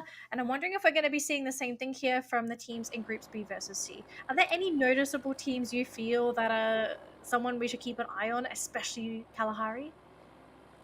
I think Geek Fam is definitely on the list. So if I put Geek Fam aside, I think Secret Expert and Team Princess will be the 2 teams I'm looking out for. Epic will also be on my radar. Unfortunately, I am not really keeping too much attention on AKO Steady Squad. I feel like there's a lot more to be desired from this team, and I don't think that they should be at the forefront of my attention, at least for now. So unless AKO Steady Squad pulls out some stops, they probably would have to keep working hard to get back to where they are, they previously were.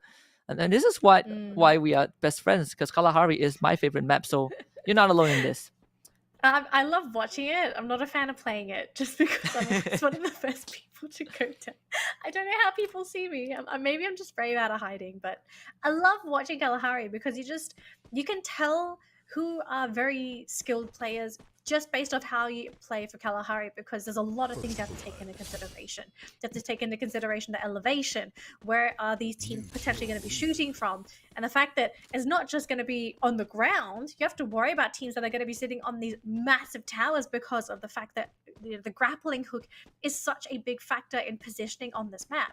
And the fact that also the map's huge. Right? Like, you can't just sit there in one spot for the whole game and just think like, okay, where is everyone coming from? You don't have 360 vision. Like, you're not going to see where everyone's coming from. And just now we saw the first blood going the way of AKO Steady Squad. They took down Alpha XR from Team Princess, and on the side of Duo Barade, Kaiser just got knocked. But thankfully, his brothers are able to pick him back up. And in case you are confused, Barade means brothers in Bahasa. So this is basically a team of, well, we would like to think that they are a team of brothers, right? Duo Barade. Basically means 2 brothers. Just for context. So but metrics... There's going to be 2 brothers in this team. Yeah, I would like to think so. But like 2 brothers, 2 friends. It could be, friends of the brothers. They say brotherhood is a very strong bond and it's almost unbreakable, but Metrics is about to change that, as they did get a kill early on, I believe, on the member of Duo Barade. Kimi, he doesn't have much. He doesn't even have a med kit to work with, so one straight bullet is going to be able to finish him off, and that will be the end of him. But at least for Duo Barade, they are able to clap back with 2 kills of their own as Metrics. They are not really out of the hot water just yet, because MND Diehard is also taking their shot at Metrics. So this is already a very messy opening for 2 of these teams. And unfortunately for both Metrics and Duo Barade, they got the shorter end of the stick. Yeah, you don't really have anywhere to sort of leave, right? Because you're sitting in the middle of the map. There are a lot of teams around you that could potentially pick you off. And I swear, if I see Rai go down here, that's going to be so unfortunate for him. But luckily, they can't quite get an angle on him. He will be able to get his health back up. But it's 2 versus 2 up here. And I feel like as your metrics, you need to fully commit to this high ground now, because you can't really leave, because essentially you're just going to get shut down. But you can't leave them either, because they're going to potentially come at you at some point. So, like, what do you really do here if your metrics? You just sort of camp and wait for them to come to you, or are you going to be the one to try and put the pressure on? As for, I think if we apply that to this situation, I think for Metrics and Duo Barade, it's all about just disengaging, right? Especially Duo Barade, because they are in the worst position. Metrics, sure, they lost 2 members, but they had more resources compared to Duo Barade, who started off the round with almost absolutely nothing. If it wasn't for MND Diehard, I feel like Metrics would have been able to push the occasion a bit further and potentially wiped out the rest of Duo Barade. And you can see that 2B, they are split up. You have one at Refinery. I think the other member just now we saw was on the far western side of the map. They have to constantly play hide and seek. But on the other side, we have Hero getting an initial kill onto Fikri from Geek Fam. So perhaps the introduction of Group C into this, into the next 2 matches is going to really shake up the competition a bit, because Geek Fam and Team Princess, the 2 frontrunners of Group B, have already lost a member. Wow, a little bit surprising. I wasn't expecting both of these teams to actually lose players this early on, and especially with nothing for them to gain either. These are just free picks at this point in time. And oh, looks like Rai! Oh, he's found him. He's found him, and it looks like that might just be it. Is this going to be the pick-off? They will be able to get Rish. And Duo Barade are down to just 1 last member. It's currently unknown in terms of whereabouts. For Metrics, they will be able to at least pillage whatever they can find on the remains of Rish's body. I don't think he has much though, unfortunately, as he has spent the measly 5.5 minutes of his life in game number 1 just running away from the rest of Metrics. So far, we see on the southern side, it is pretty crowded, especially on the southwestern side. Near Refinery, we see Team Princess as well. EWG about to make contact. A Hero running northwards. They might run into Metrics at Refinery. Crown, he is just outside of Refinery on that northwestern side. AKO Steady Squad going for the long run, the long wraparound. New Gang also having the same idea in mind, so these 2 teams might converge. I think NWG is going to be coming into this as well, Husky. We could be looking at a 3-way with Team Princess who's sitting on the high ground, who could potentially also get a couple of free Vulture picks as well. Oh, I'm quite surprised that there's so many teams on the western side of the map here, but we'll see what the plan is for now as EWG. They're going to keep working around the edge of the circle. I guess the plan here for EWG is maybe they can try and backstab a couple of these teams that are trying to make it into this first circle. I mean, there's no real sense of urgency just because it's the first. It doesn't hurt as much. It's that third circle that really hurts for a lot of these teams. And just as expected, AKO Steady Squad, they're about to run straight into New Gang.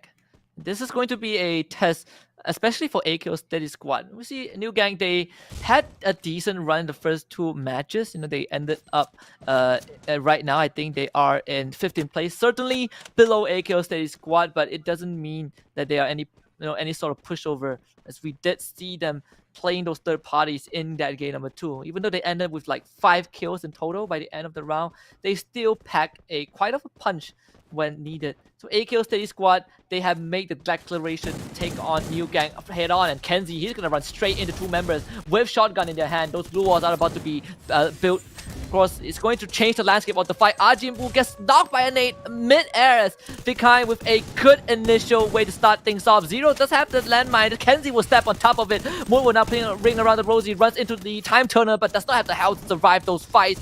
AKO Steady Squad, they lost 2 members and they only got 1 in return. Zero was able to knock down a sip, but can he finish him off? He certainly can, as Zero tries to keep AKO Steady Squad in the game. And New Gang, they know that there's no way out, so the only way is forward, and Fikai once more will be able to get the knock onto Zero. And by the end of that fight, New Gang, they suffered heavy damage, but they did make AKO Steady Squad pay with 3 lives of their own. That's actually a very interesting maneuver actually coming in from Steady Squad, because Mr. D left that fight ages ago.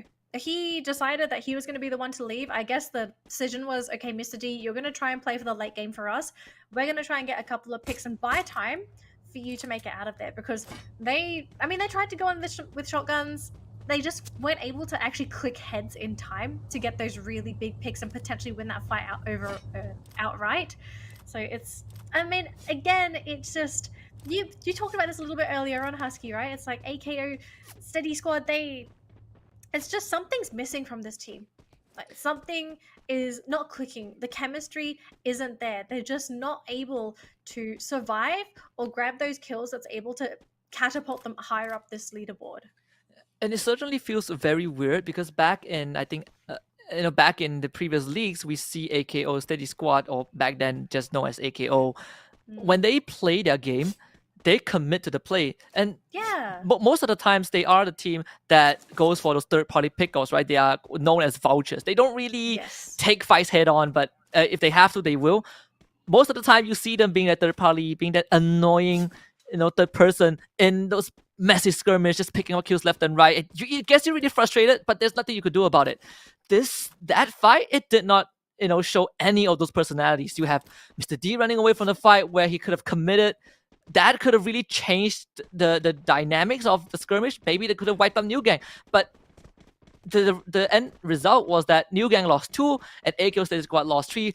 Despite them being the first one who made the move. So it was just a series of very weird interaction that makes me question what's the direction that AKO Steady Squad wants to head towards. Yeah, and this is going to be a really tough game because as you saw where that circle is, it's going to end up towards that southeast section of the map, which is essentially the opposite of where Mr. D is. I think at this point he was praying that it was going to land roughly where he was, so at least he'd be in a relatively safe position, or at least a central point in that circle, but he now has to wrestle through a number of teams to even make it to that next circle. So I hate to say it, but I think we're going to be seeing AKO Steady Squad potentially landing in 12th or at least 11th place here, unless we see something happen here. Maybe he gets lucky and he can slip through a couple teams. Maybe he's able to help another team by vulturing and eliminating teams as he's making his way to that circle. It's a tough game here for AKO, but let's move a little bit away here from AKO. We're not going to be seeing them for a little bit longer because right now we're looking at MND and Team Princess also within the vicinity. These teams are actually looking to wrestle this high ground away from each other. And of course, caught in the middle would be the last member of Duo Barade. Let's see if they find him though. Crown is just in hiding. He's not making any noise. And that means that he hasn't really gathered any resources for himself. He's just this very naked player on this map. He's trying to bide his time and wait out the clock. Certainly it will help in the long run, and it seems like no one is going to bother checking those abandoned houses. Metrics also has a member on that low ground where MND Diehard is currently scavenging for resources. They should be able to find a couple. Metrics, they were here. They took out Rish from Duo Barade, but certainly they were not able to collect all of those resources to fit that inventory. So we'll see what MND Diehard can find for themselves. And with all these footsteps around Metrics, they will stay still. Yeah, you don't want to move. This is probably where you're thinking like, oh, my heart rate. Oh. Oh, Do they boy. know though? Do they might know? check. I mean, looking at their position, it seems like they know. I don't think they do, but Look, they certainly look at are this. checking. Oh boy. It is It a very seems like common they area know. though. Hmm. Yeah, it's a very common area for some teams to hide under, around this part of the map, especially when the circle is closing in and you want to play the low ground. But you generally won't purposely go there. Oh wow, I think they saw I think troops. I think he saw him. I saw that little sliver of blue. Oh, there we go. He's not Yeah, looking. he His saw- back is turned. There's two of them. They are stacked together. So this. Oh boy. Miles, he's in for a rude awakening. Metrics trying to pull the Houdini on MND Diehard. The grappling onto the high ground. Oh, Miles able to make it halfway. As Metrics, they're gonna start raining bullets. But that is just one member of MND Diehard. You don't really want to attract Hornet's Nest.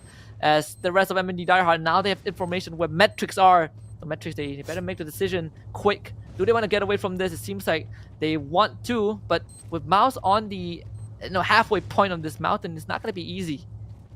To be honest, I don't really think metrics need to move because if you look at the position here for MND, right, it's already pretty hard to actually get any damage done onto metrics. If anything, I think it's MND that are being the ones forced into metrics. So we could actually go in favor of metrics down there as they were ambushing. We'll have to see for now because remember as well, it's a 2 versus 4, right? MND, they have a big numbers advantage and it looks like they found Troop. Oh, they will get that pick off onto Troop. So it's now that last member on metrics. Oh, this would have been such a great sneaky play if MND did not check these crevices. If Mouse got knocked down just now, it would have been a splendid play. Just a pleasant surprise from Metrics. Did you notice that there were 2 guys stacked? I certainly did not. As Metrics will be the first team to get knocked out. I was wondering, like the observer, he was switching between 2 different players, but it didn't strike me that they were both stacked together. Well, I guess they were perfectly stacked. I didn't see any. I thought I just saw the one body. But if anything, from just seeing that play from MND, right? Like clearly this has happened to MND before, and they're so paranoid of it happening again. They're just like, all right, please double check. He doubled back, and thankfully he got out. But on the other hand, we do have Cyber who was able to get some kills of his own. Unfortunately, Secret Expert are the recipient of that. Team Princess not really having the game that they wanted to compared to game 1 and 2 as they are down to just 2 members and they are also tanking the blue zone. Unfortunately, they are also being gate-kept by Secret Expert. As you can see, Lux himself is doing all the hard work, but he is taking down to the blue zone. He still survives. The medkit comes in time. Team Princess around. But it doesn't matter. He still gets ticked out by the blue zone, and of course a couple of shots of Secret Expert will do the job, and Secret Expert will also join the grave. Now we're down to the last 5 teams. Suddenly the game pace has accelerated as Devora, they have Cyber on the ground, but they should be able to pick him back up. GeekFam are about to join this fight, and Devora, they finally have a decent game, but can they last through the onslaught of GeekFam? It seems like Zach will get the first shot, and Neki will be the victim of that. Yeah, it just gets basically picked off there by Zach, and it looks like they're going to try and flush him out with a couple of grenades. Oren, the grenades are not going to land there onto Jim Keys, however. But they're getting closer and closer to this compound, and Jimmy's only got 3 glue walls left, so he only has a couple of those walls left to potentially bounce away those grenades, to potentially block those shots as well. But I think they are about to be overwhelmed by GeekFam. And Ash, he is playing outside, so GeekFam, they might be surprised, and he has information. Ash drops the glue wall first as the rest of GeekFam. They're gonna start to kind of survey the rest of the building, the rest of Devora. They're gonna try to make their escape, dropping to that ground floor. But they won't be able to run away, so at the end of the day, they will have to fight GeekFam regardless of the circumstances. Whereas for EWG, they're in a pretty safe spot. Epic does know where they are as GeekFam finds 3 in a row. Somehow, Devora were not able to make use of the information that they got, and now with the blue zone also ticking in, GeekFam will eliminate them. Oren is now on the ground thanks to that blue zone and a couple of shots from afar. Can they get him back up? It seems like GeekFam have made the democratic decision to abandon Oren, and they also abandon Man 04, but it doesn't matter. They all get picked up by Epic as Coco will be the one to land the final nail in the coffin. Now EWG, they're gonna fight against Hero with that circle in their favor. Both Hero and Epic will have to make their way into that circle. This is basically a game of King of the Hill now because EWG, they're the ones in command of the next circle. It's going to be down to these remaining teams if they're going to be able to get themselves in there. I mean, Epic, they're not in the best spot, to be honest. I mean, they do have a couple compounds to work with, but if there's a team you also have to be worried about, it's probably Hero. Because take a look at where Hero is. There's basically nothing to work with. They have to rely completely on blue walls to even make it close to where EWG is right now. EWG, you have to be careful though. You can't be too distracted by Hero because look at that. Epic, they're about to run across that freeway. That's the danger zone, and Epic, they've made their way across. So EWG, they gotta do it fast and do it quick. Because if Hero gets in and Epic does the same, it's not going to be easy for EWG to fend off this onslaught. Iman GG does get knocked down thanks to the nade, but he'll get picked back up afterwards. Monito with the last nade. That one is not going to convert into anything, so it means that Hero will now have to outrun the blue zone. Good Guru of a Monito to keep his stance as Coco picks up Rambo from afar as Epic decides that they want the final stand against EWG, so they got to get rid of Hero first, and Coco will be able to find Vanix as well. Hero, they're falling one by one, just like domino tiles as EWG continues to mount themselves on top of the hill, but Iman finally sneaks the nade in and knocks down Monito. That's the watchtower guard, that's the watch guard getting taken out. The watchdog is out of the picture as Epic. They will lose Siga as well, as now they're playing around this perimeter. The circle has completely dissipated. Blue Zone closing in. This will be the final stand. EWG, they gotta make the move right now. Iman fires another nade onto Monito once more, as he just cannot catch a break. Skeppa will play outside of the building as Monito patches The circle's himself up closing in. again. JC will do the same as well. Do they really want to die in this building? It seems like that's gonna be the objective. Those blue walls, they have all ran out on the side of EWG, as Monito gets knocked out for the third time by Iman again, as everyone gets taken out of the blue zone. 4 will be the only guy left alive, tanking the blue zone. Doesn't have much to work with. He can't patch out in time. Runs out straight into the battle of Hero, and there will be Hero that comes out on top with the booyah of match number 3. Certainly a very valiant effort from EWG, but Hero manages to pull through. Oh, that was such a scary late game for Hero, but they were able to make it through. I was worried about them the most because they basically had a empty freeway that they had to pass through, right? They had to commit so many glue walls to even make it into the compound. I feel like EWG, right? The team was super confident in being able to keep the compound, which they were able to do so.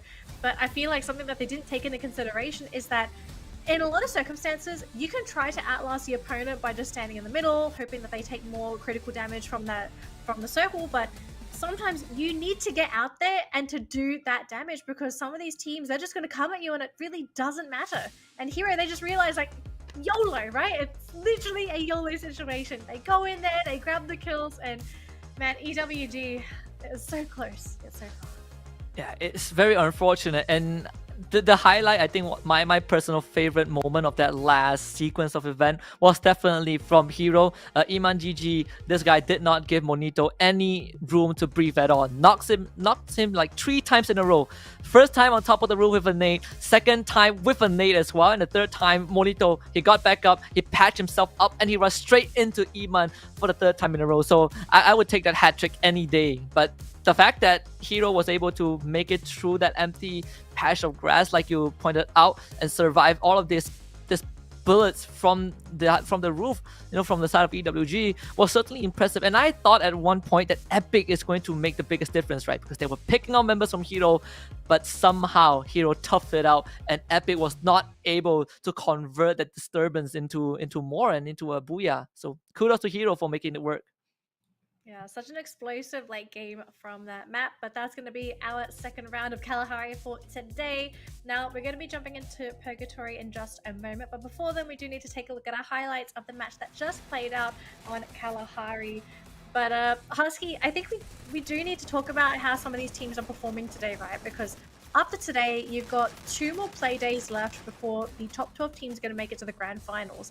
And just from what we've seen today, because we've essentially seen every team play so far, are there any standout teams that you feel are going to maybe cause some big upsets in the brackets for the next 3 play days? I certainly think that if we put aside teams like Geek Fam, Argon, Blacklist, and Feed and Rumble, The big boys. The big boys, right? I think Team Princess, Icon, so far are the 2 main teams that I'm looking at right now. I would understand if everyone else has different opinions, but I think these 2 teams to me are the most impactful team at this point in time, especially Team Princess, who when they started out before the group stage, the shuffle of the group stage, Alpha XR was the forefront of the team. He was literally the alpha. Every time there was a clutch situation, it was Alpha XR. Now you have Lux GZ in the frame as well, so Team Princess, they don't need to just rely on one guy. There are multiple guys to fall back to when push comes to shove.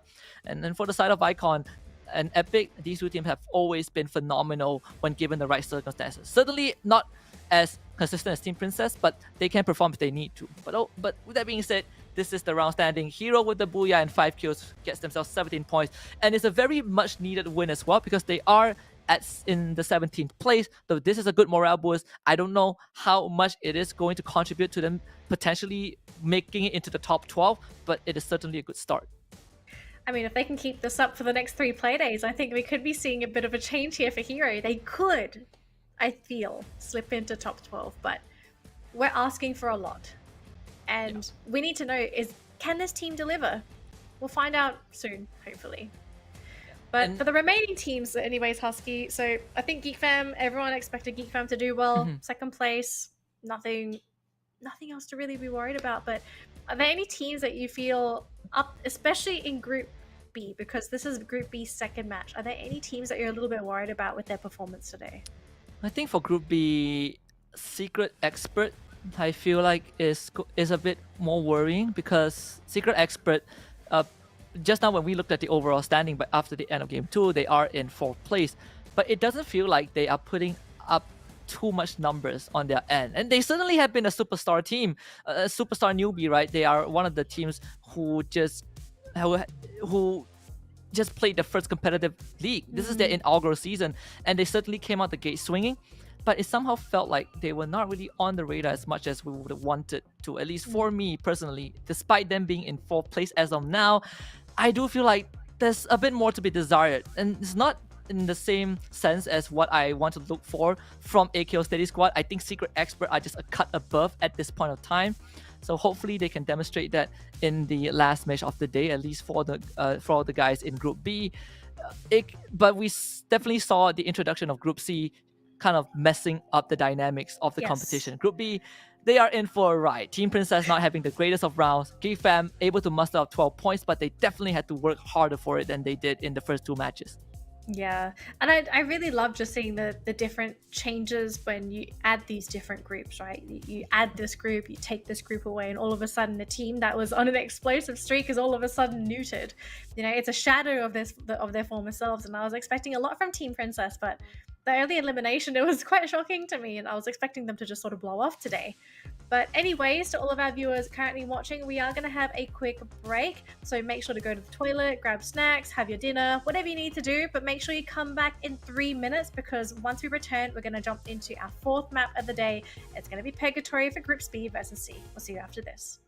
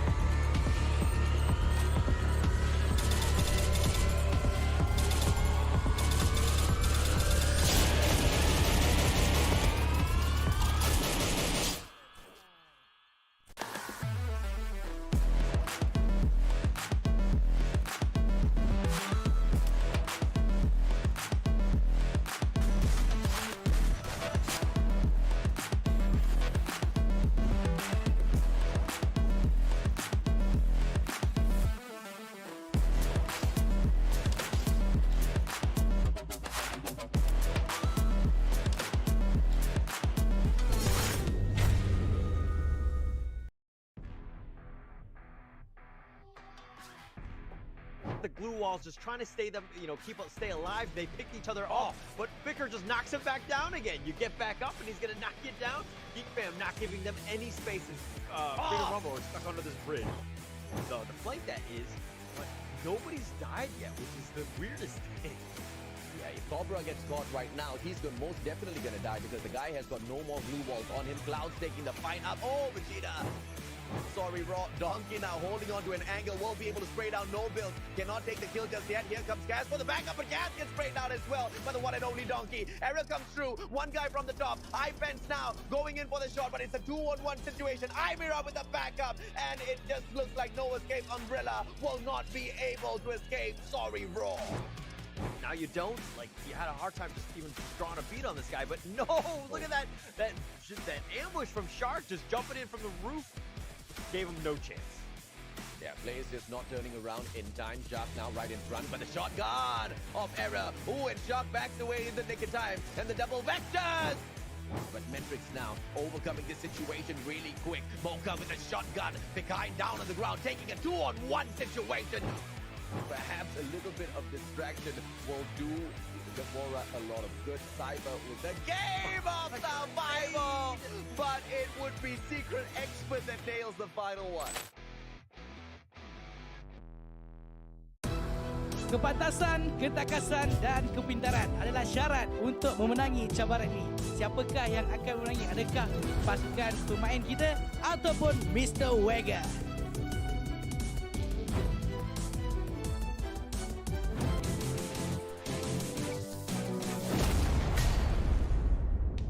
Anda sedang menonton rancangan permainan Free Fire Challengers Malaysia. Nama saya di Mustachio AJ bersama Haji Yan. Dan untuk merancakkan lagi peringkat akhir FFCM, kita ada wakil daripada Blacklist International dan juga Geek Fam. Ya. Blacklist International akan participate dalam game yang pertama, Geek Fam akan participate dalam game yang kedua. Dan dalam game yang ketiga, mereka akan bergabung kuasa untuk menewaskan Mr. Wagon.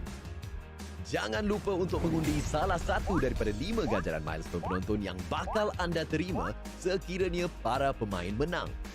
Cabaran kita yang pertama diberikan nama The Safe Zone Royale. Mengekalkan diri di dalam safe zone adalah keutamaan permainan Battle Royale.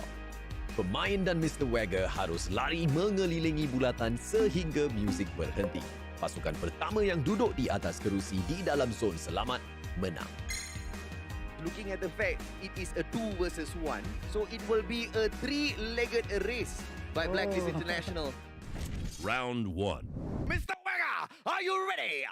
Blacklist International, are you ready? Yeah. All right. 1, 2, 3. Kita lihat kan betapa struggle-nya player kita dengan berkaki 3 untuk mengejar Mr. Wega. Showtime. Oh, sempat moonwalk lagi Mr. Yeah. Wega.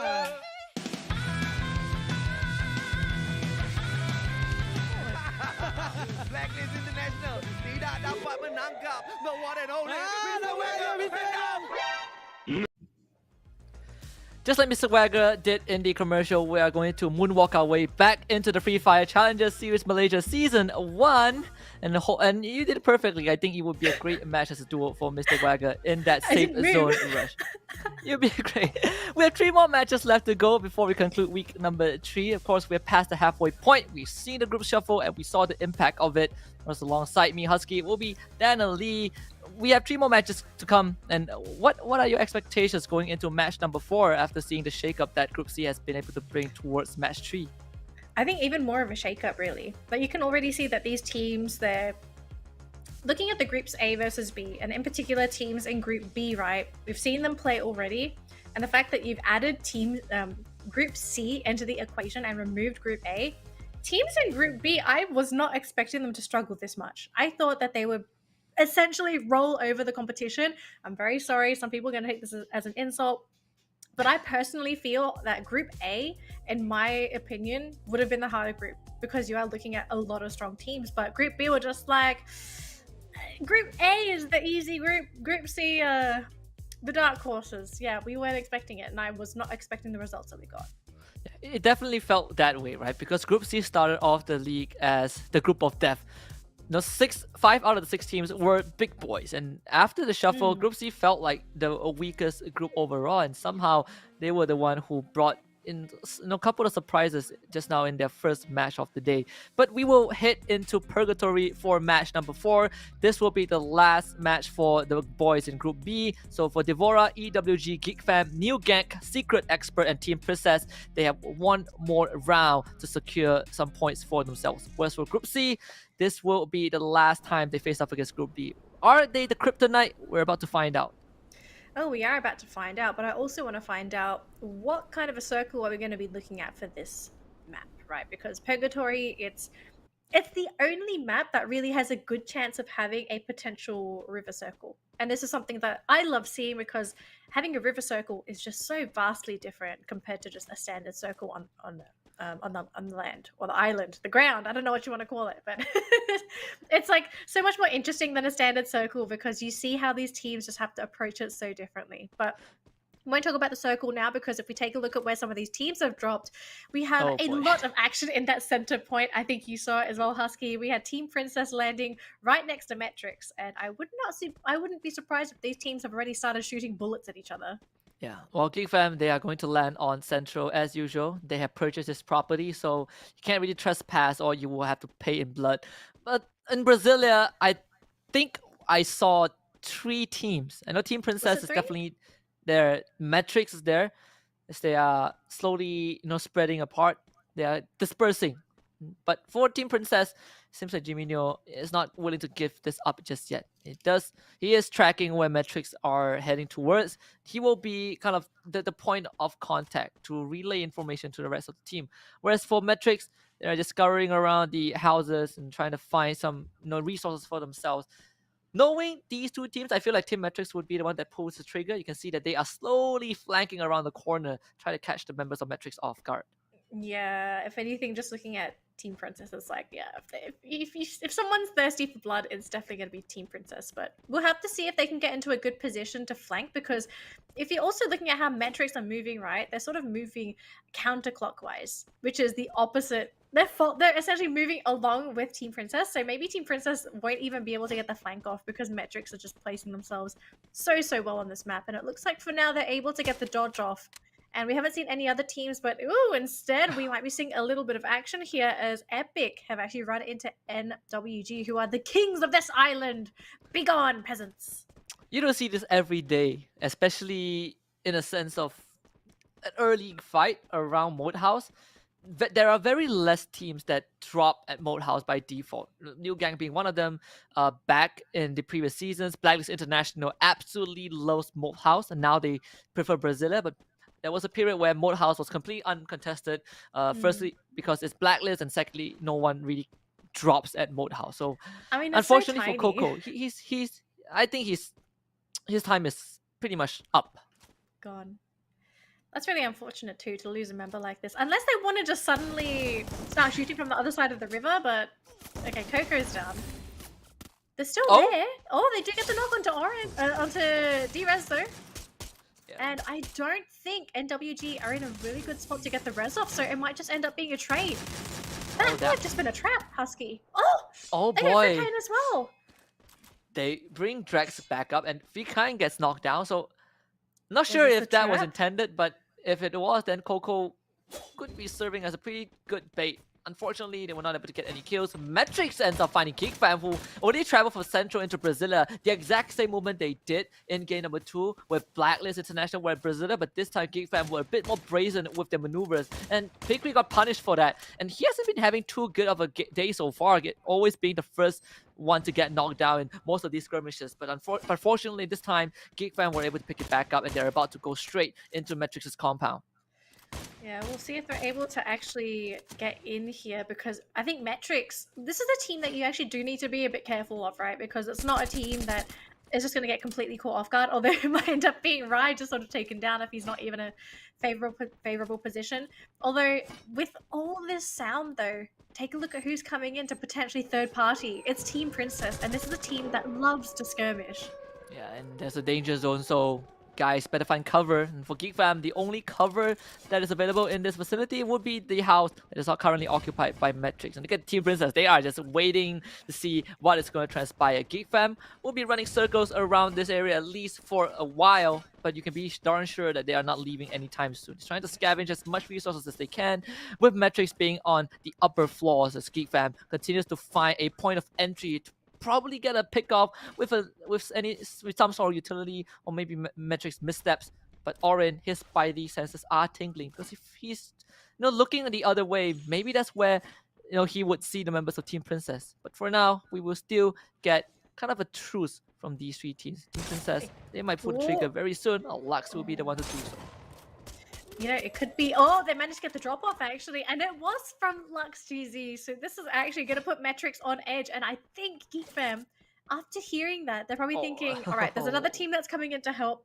I think it's time to swarm the building. And Metrics are now going to be shaking in their boots, because you are now going to be under siege from 2 teams. Team Princess are going to be sniping from the...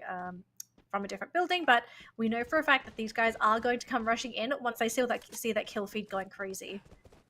Yeah, and this is going to be a very tough fight for Team Metrics. Very difficult hold as well. So far, Geekfam has not made any moves. Usually when we saw those initial knocks, Geekfam will certainly be continue to push on and try to go for more. But the fact that it was from Team Princess, Geek Fam identified boosted. that if they go in for the rush, they might become victims of Team Princess of Lux as well. So they're not going to be able to not willing to do so. But look at this boost from the side of Geek Fam. They send Man 04 in. It's Agent 004 from Geek Fam. And he's about to James Bond his way onto the 3rd floor. You see that, right? He's waiting there with the shotgun. He's going to get tagged. Man 04 will need to spend some time patching himself up, but the rest of Geek Fam, they are in the building. And Metrics, this is going to be the final stand. Can they withdraw, or at least can they hold off Geek Fam? We'll see for now, but it seems like Metrics are just going to sort of hang... They're going to hang tight. I feel like this is probably the best thing you can do. Just wait for that opening. Yes, it's going to be Geek Fam, the ones that are going to force the issue. They're going to have to try and play this calmly. But I'm also wondering what's the plan here for Team Princess, because they hear all this gunfire, they hear all the shooting. And I'm wondering when are they going to be the ones to sort of come in and ruin this party as well, because we know these guys can also have pretty trigger happy fingers. And they managed to get the knock onto Oren! And Geek Fam, they did not expect Team Princess to be in the area as well. And Ija, he pushed out so far from his initial compound. You know, Geek Fam, the fact that they made the choice to retreat meant that they surrender everything to Team Princess. And the fate of Metrics is in the hands of Team Princess right now, because Geek Fam, they have decided it is not worth their time. They're better off somewhere else. They have completely disengaged from the entire skirmish. And now for Metrics, they have another problem to deal with, and it is going to be Team Princess. Team Princess is one of the scariest teams going into this matchup, but so far I do like the way that Metrics are going into this game. They're not getting too trigger happy. They are trying to position themselves as defensively as possible, and so far no one on Team Princess has been able to get an angle on them, so minus the one that we saw a little bit earlier on. But we'll leave them for now, as it looks like it's going to be a little bit quiet over there, as Hero Eman is actually going to be the first one for his team to try and make it into a new compound, but EWG have spotted him out, and I think we're going to be seeing a bit of a skirmish here, Husky. Yeah, Monito taking that zip line just to get a better vantage point. See who we can pick off. Of course, it will be Iman once more. As the rest of Hero are really scrambling to make it into the circle. Following the shoreline, excuse me. And there's a zip line that they could take from Central, and that would lead them straight into Brasilia, exactly where Metrics and Team Princess were. Geek Fam, they've already left that area. We'll see what Hero plans to do. I think the safest spot would definitely to be running along the shoreline, but if they fear for their lives, then take the zip line. Meanwhile, AKO Steady Squad, Jim was able to find an initial pick on a stray member. I can't really remember which team it's from, but Hero decided that they want to run along the beach, so that means that EWG will get a lot of opportunities to take these shots at them. I'm not a big fan of this play here from Hero. I mean, yes, you can run along the shoreline, but what are the chances of a team sort of just being on that high ground, waiting for you and just shooting down at you? And you take a look at the shoreline as well, right? What kind of cover do you have working for you? You've got like maybe a couple of rocks, a couple of trees, but EWG, they're just having a field day, and this is also just one of the first circles in the game. Like, this doesn't hurt. So you can stand in this for a very long time, and they have a lot of health kits to work with. Eman! Oh no! Oh, he had the grenade launcher, but he blew himself out on Epic. Oh, they're about to drive in, and Epic crashed this and just run over Tua, but the glue wall. Somehow, Tua was able to survive, and Siga is now completely isolated. He does knock out Vanix as Rival also come in as well. That's going to be Hero completely decimated in the shoreline. Just one bad decision led to their demise, as EWG might have to deal with the members of Epic, but somehow, despite crashing, Epic was still able to keep Siga alive, but maybe not for long though, as they are still within range of EWG's gunfire. But look who's coming though from the north. We've actually got Metrics coming in after hearing all this gunfire down here, so maybe they'll be the ones to actually come in and ruin this party here for EWG. Look at their positioning, they're actually waiting on the bridge. And oh boy, Ashen, he just got away from EWG and he ran straight into Geek Fam. Geek Fam holding on to Mill. They will rotate pretty soon through the bridge after looting whatever they can from this fallen member of Epic into the safe zone. Like you say, Metrics, they are guarding that bridge. They might be able to pick off a couple of members from EWG. As for Geek Fam, the early call to completely disengage from the attempt to flush on Metrics definitely worked out in their favor. But Team Princess might not be so lucky though. They're taking on Secret Expert as Ibno with Great Grenade Launcher will knock down Ejin as Alpha XR from the side as well. Oh, They will work Taken. together to take out Taken. That's a sniper out from the side of Secret Expert, and no one is going to make it in time to revive him. Ibnu, this was a try, but Alpha XR wants to shut that window down. The glue wall is a bit off, but Ibnu somehow blows himself up with the grenade launcher thanks to that glue wall as Alpha XR with a complete outplay and Ejin will end it with a bang. That nade will wipe out the rest of Secret Expert. And that's going to be 4 points going in the way of Team Princess. But let's move it over here to Metrics, because Metrics, they have come to ruin the day here for EWG. And oh no, I think that's basically it for the team. I really don't see this game being any easier here for EWG. All at the mercy of Metrics. But we're going to move on over here to Steady Squad, as they're actually going to be the one to try and put some pressure here onto 2B. They do manage to loot. They haven't lost Moon yet, but they are doing some pretty big damage, Husky. I'm surprised that Metrics decided to completely leave Brasilia and run down the bridge just to get a couple of pickoffs, and now they're rotating away. They have to make their way back into the circle. Epic need does get... points. They did. They did get a couple of members of EWG. Epic does get knocked out thanks to Drax from East Wolf Gang. So that's going to be the end of Epic in 10th place. It's actually going to be the end of the road for some of these teams here as well, because remember, Husky, this is going to be the last match here for teams in Group B, so being eliminated now is going to be a really big downside, especially if you're trying to grab those last minute points for essentially the groups to try and make it into the grand finals. But so far so good here for Geek Fam in a relatively quiet position alongside Metrics. Looks like the southern side of the map very quiet. All the action is actually towards the north, as we're actually going to take a look at M and D. They're going to be the ones to actually take a little bit of damage here from Steady Squad. I wonder who's going to make it through though, because both of these teams, they're sharing, I believe, the same compound. And New Gang Fikai does have the nade in hand. Break the walls, AKO Steady Squad. They have already made their way into the building, so these guys are covering a lot of distance to slowly inching towards New Gang. We saw this last time. AKO Steady Squad, they were the first one to pull the trigger against New Gang, but they ended up losing 3 members due to some very weird decision making. Let's hope that this one will not be the same as New Gang. They are taking this slow and steady as AKO. They do have Ajimbu from afar playing the role of a sniper to pick on members from New Gang, but even then, Drax somehow with a jump shot downs Moon, and that's gonna be Moon eliminated. Oh, Mr. D completely surrounded by the members of New Gang. He has nowhere to go, only a glue wall to hide behind, but those glue walls are gonna be knocked apart. Ajimbu finally shows his true colors, and Mr. D will get the outplay onto Fikai, and it's all down to just one member on the side of New Gang. Ajimbu will come in for the rush. Jimmy Nyo, the other side, does take out members of M and D die hard, but New Gang, they will finally meet their maker. Asip now getting knocked. AKO Steady Squad with 2 more left alive. Drax with another drop shot. This guy is an absolute menace from the side of New Gang. 0 against Drax. Drax having to brave the blue zone. Who will come out on top as Drax is getting tagged left, right, and center, and he will not escape the tracking mechanism of 0. AKO Steady Squad barely making it out alive, but they ended up losing 3 nonetheless. Yeah, it was a really big commitment, but they really didn't have a choice there as well, because the circle was coming in. There wasn't really any cover to go into the circle as well. So, I mean, they did what they had to do. They're going to have to try and play this late game with that final member. We'll keep our eyes peeled, but for now, we are busy with a couple of other teams here. We've got 2B, all 4 members actually trying to penetrate the circle from that northern side, but currently being gate kept. But we also have Team Princess here, but Team Princess, they are busy gatekeeping another team themselves. As, Jemmy actually getting clipped there by Kimmy. And the members of Team Princess are getting picked off left, right, and center by the members of Duo Barade, who are, trying to get everyone into the circle. Gate capped by Devora. Meanwhile, Alpha XR playing from afar alongside Lux GZ, the best duo that you can have, as the remaining survivors of the team to fight, the rest of the game out. We only have 3 teams on the radar so far. I wonder where the likes of Geek Fam and Metrics are going to be. Yeah, Geek Fam is towards the south. I'm going to have some foresight and say that Geek Fam are currently busy gatekeeping Metrics. That definitely could be a possibility.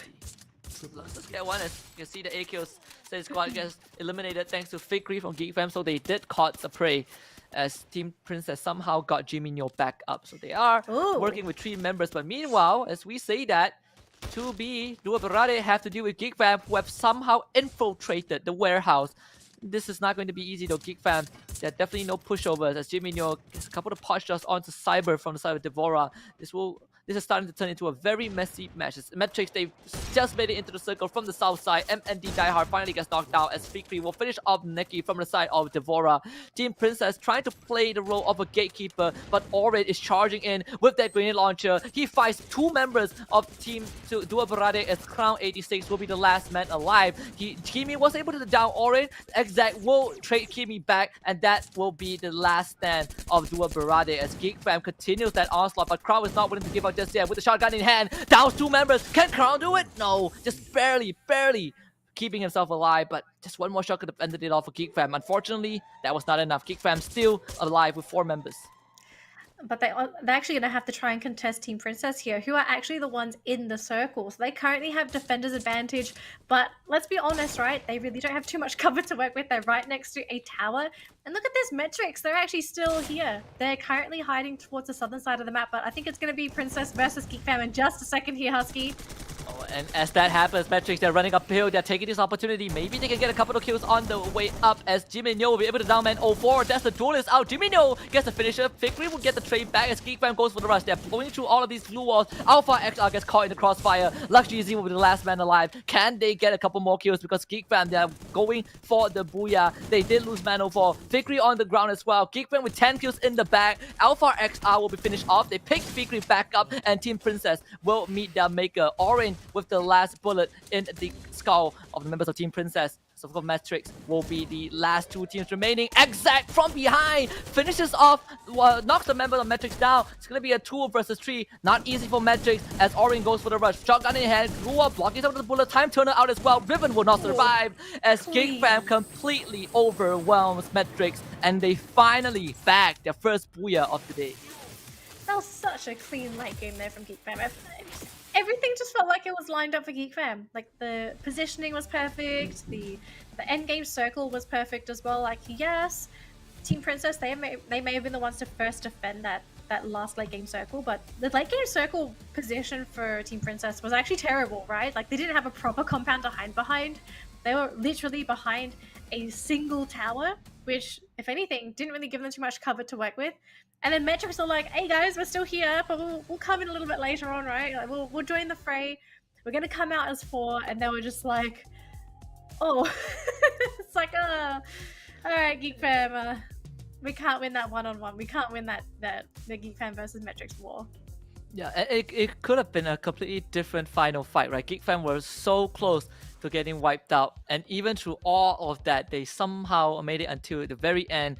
Only losing, I think, man 04, but at that point he has already done enough. So I think Geek Fam, again, remaining as the strongest team, they end the day on a good note. I think the only bad game, or well, so to say, bad game that they had was game number 3, and that bad game they also got 12 points for themselves. So they can definitely close out week number 3 with their hits held up high. First place is definitely almost a guaranteed, unless the teams from Group A pull out a miraculous last 2 rounds, but I highly doubt that that's going to be the case.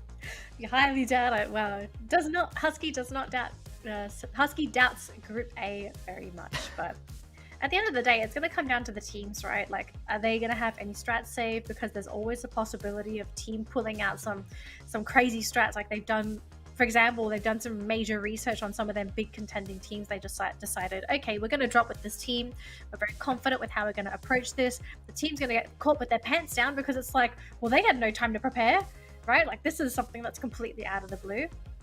It's something that we're going to have to look into, especially for the final week. But I think this week, it's probably more or less just going to be that stable free fire. Teams working with what information that they have. No shenanigans, but if anything, we're going to have to say goodbye to teams in Group B. They've completed all of their matches for today, and we're going to be seeing them again next week because our next matchup, Husky, is going to be an exciting one. It's Group A versus C. And I think the highlight reel for this one is definitely a pretty interesting one because we saw, especially the likes of Hero, I feel like they could have taken a zip line straight into Brasilia. Sure, it could be risky. They risk running into Matrix, the Team Princess, but it's certainly better than taking the risk of running around, along the shorelines and getting picked off by EWG. And of course, as the game progresses, we start to see all of these fights getting kind of underway due to all of these teams taking on each other. AKO Steady Squad's finally overcoming New Gang, but again at the cost of 3 of their members. So AKO Steady Squad, this time they commit to the fight, but they ended up getting picked off by Geek Fam, towards the later stages of the game. So I'm not really sure if it is considered a good round for AKO Steady Squad. It certainly isn't to me, I think.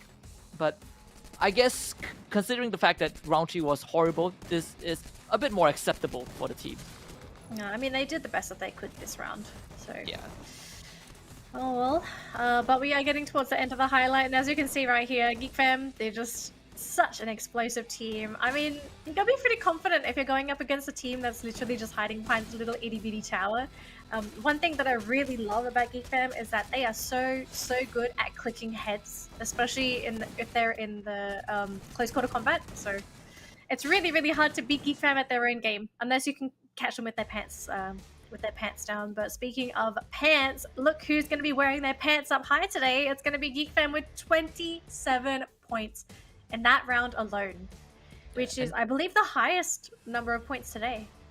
Yeah, it certainly is. I think the second highest is 26 by Team Princess. I think it's 20, 24, 25, somewhere around there. Yeah, somewhere around there, right? And Team Princess, it's not too shabby still. Second place to 15 points, tied with Metrics. Of course, you have New Gang, AKO Steady Squad, and Devora all getting 8 points for themselves, followed by Duo Barade with 7 in 7th place, MND Diehard with 5 points in 8th place, EWG with 3 points, Epic with 1, Secret Expert and Hero. They did not have a good round at all, especially Hero, who started out the round in a very horrible state. Same with Secret Expert, in fact, they got picked off right off the bat. So I think for Secret Expert, it definitely hurts a bit more since this is their last round of the day. For Hero, these guys have 2 more rounds to go in match 5 and 6, where they will go up against Group A. Hopefully they're going to be able to get some points in to sort of make up for this terrible round, because we really do not want to end a round at all with absolutely nothing, because it really sets you back on your placements. It's really going to... You don't want to end with a 0. That's all I'm going to say, right? You want to end with some points, like whatever, 8, 7, 5. I think you'd be happy with those, but big fat donut. I love donuts in real life, but I do not like them in brackets. No, certainly not. And Hero was the team who got, the booyah in match number 3, and you see like the big disparity of round 3 and 4. They went from first place to last. This will be the literally map recap. Hero to 0. Yeah, Hero to 0, like the complete reverse of the whole Hero narrative. This will be the map recap. Round 1 and 2 got secured by Icon and Team Princess. Round 3 was by Hero, and round 4 was secured by Geek Fam. So far, it has been a pretty diverse day. We see different teams getting the booyah for themselves. No repeats just yet. Certainly, we won't see it from the teams of Group B, because they have effectively completed week number 3. So 2 more play days will be left for these guys. But for the teams from Group A and C, they have 2 more maps left to go. Yeah, if anything, we're going to be welcoming back the Team Goliaths. Group A is going to be coming back into the fray, now lined up versus Group C. And before we jump into that matchup, let's just take a look at the overall standings to see where everyone is in terms of placement points. And so far, Geek Fam easily sitting in first place with 326 points, very far ahead of the competition.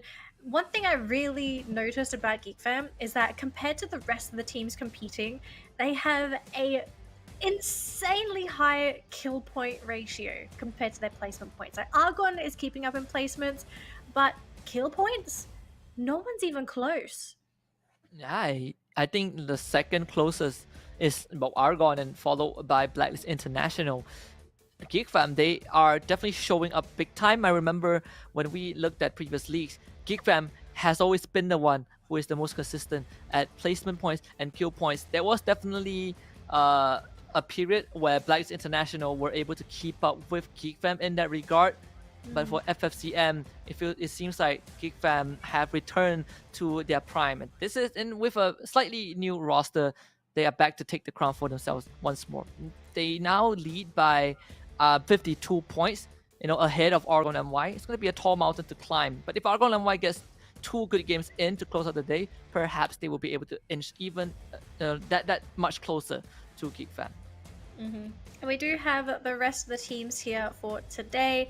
I think if anything, especially going into next week, I know it's a little bit early to speak about next week, but some of these teams, they are easily an arm's reach of moving up or down.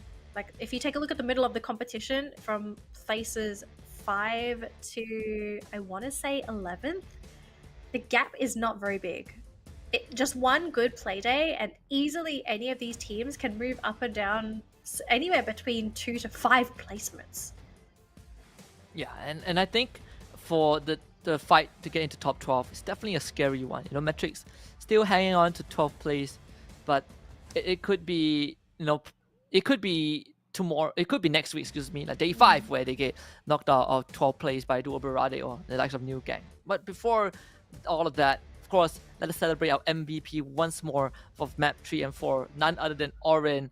This is, I don't remember how many times he's gotten the MVP title, but it's definitely more than 3 times.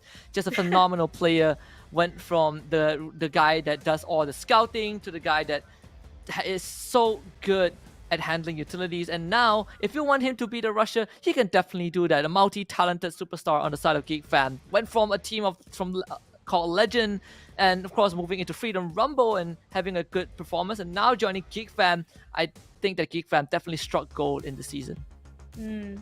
But speaking of Geek Fam, we're not going to be seeing them anymore, Husky, so we'll let them go. We'll let them get ready for next week's matches. If anything, I think they're just relaxing. They don't really need to worry too much. But some of these teams in groups A and C, they do need to worry, because we're looking at 2 more games today, and if they do poorly, they could be looking at losing quite a bit of money as well, in terms of placements, if they're actually going to be dropping down a couple spots and a couple of other teams moving up, because some people are going to see this differently. Some people are looking at this as the race to first. Some people are going to look at this as the race to top 12. And then for these teams in the middle of the pack, it's essentially the race to place as high as possible. Yeah, to earn as much money as you can, because it's like, this isn't the playoffs, it's not where the big money's at, but it's still something to work towards. It's still money in your pocket.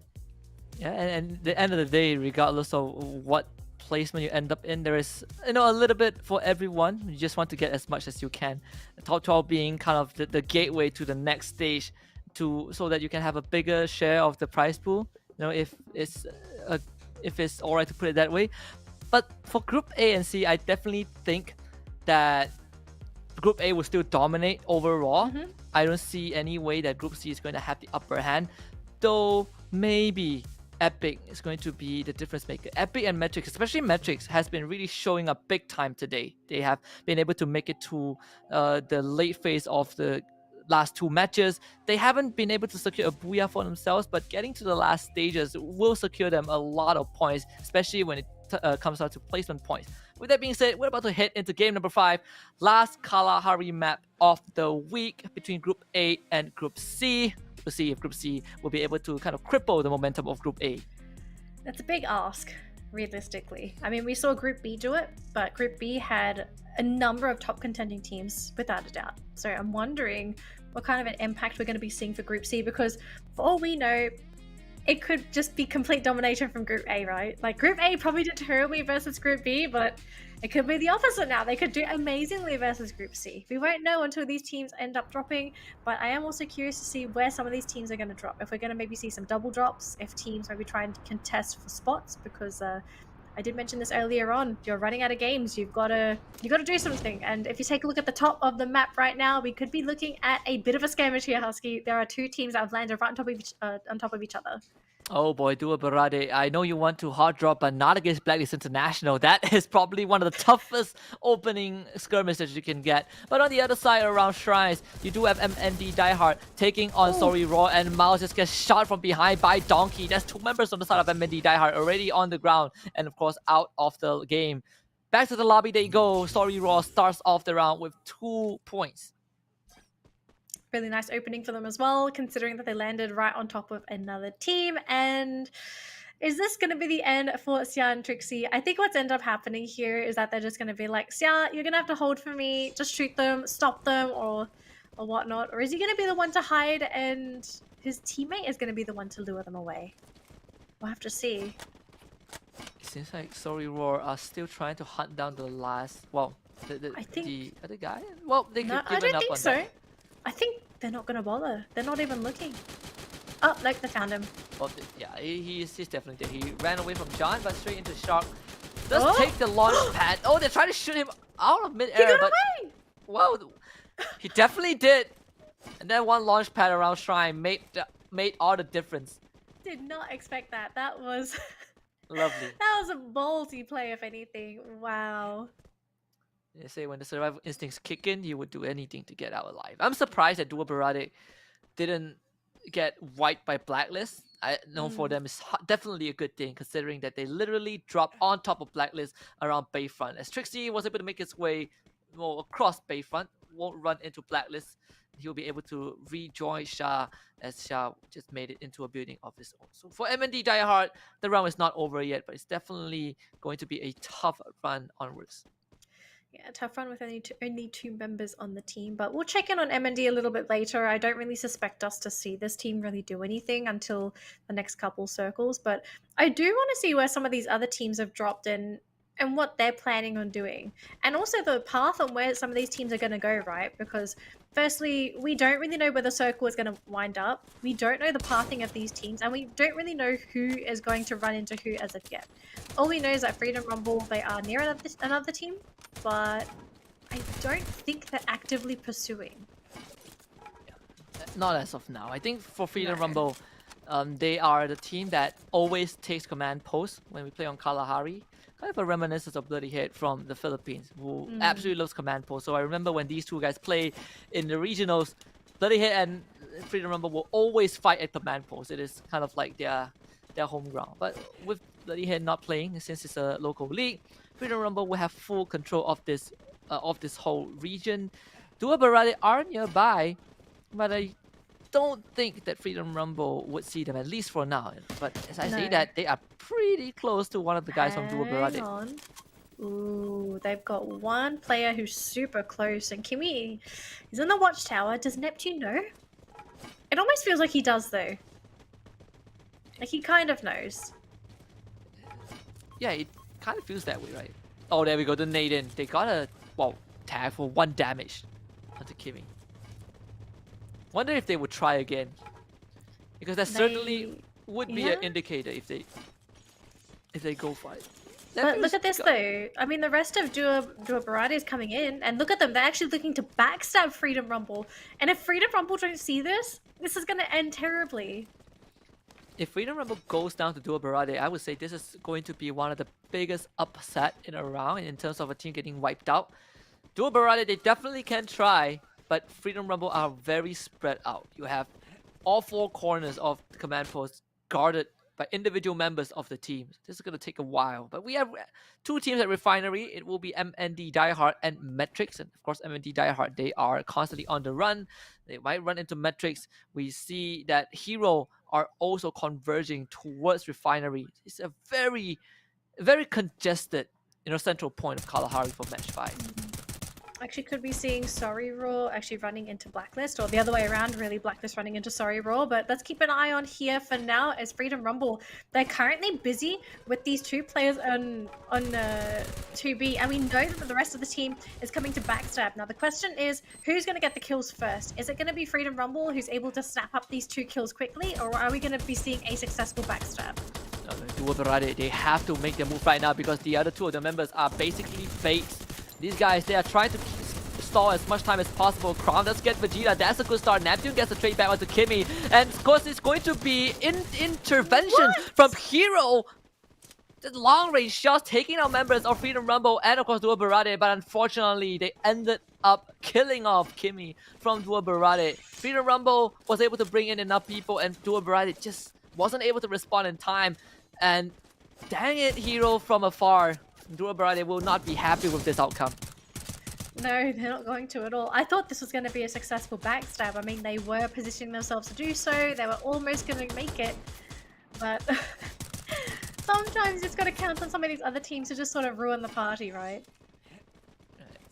And you can see that those very tiny ant-like figures bouncing on top of the roof. Those are members of Hero who have decided that they did enough damage. They didn't end up getting any kills, I think. So they would decide that, yeah, we have caused enough disturbance. Let us back off and regroup for the rest of the round. Meanwhile, Blacklist International holding on to the area around shrines. We do have Sorry Raw very far north.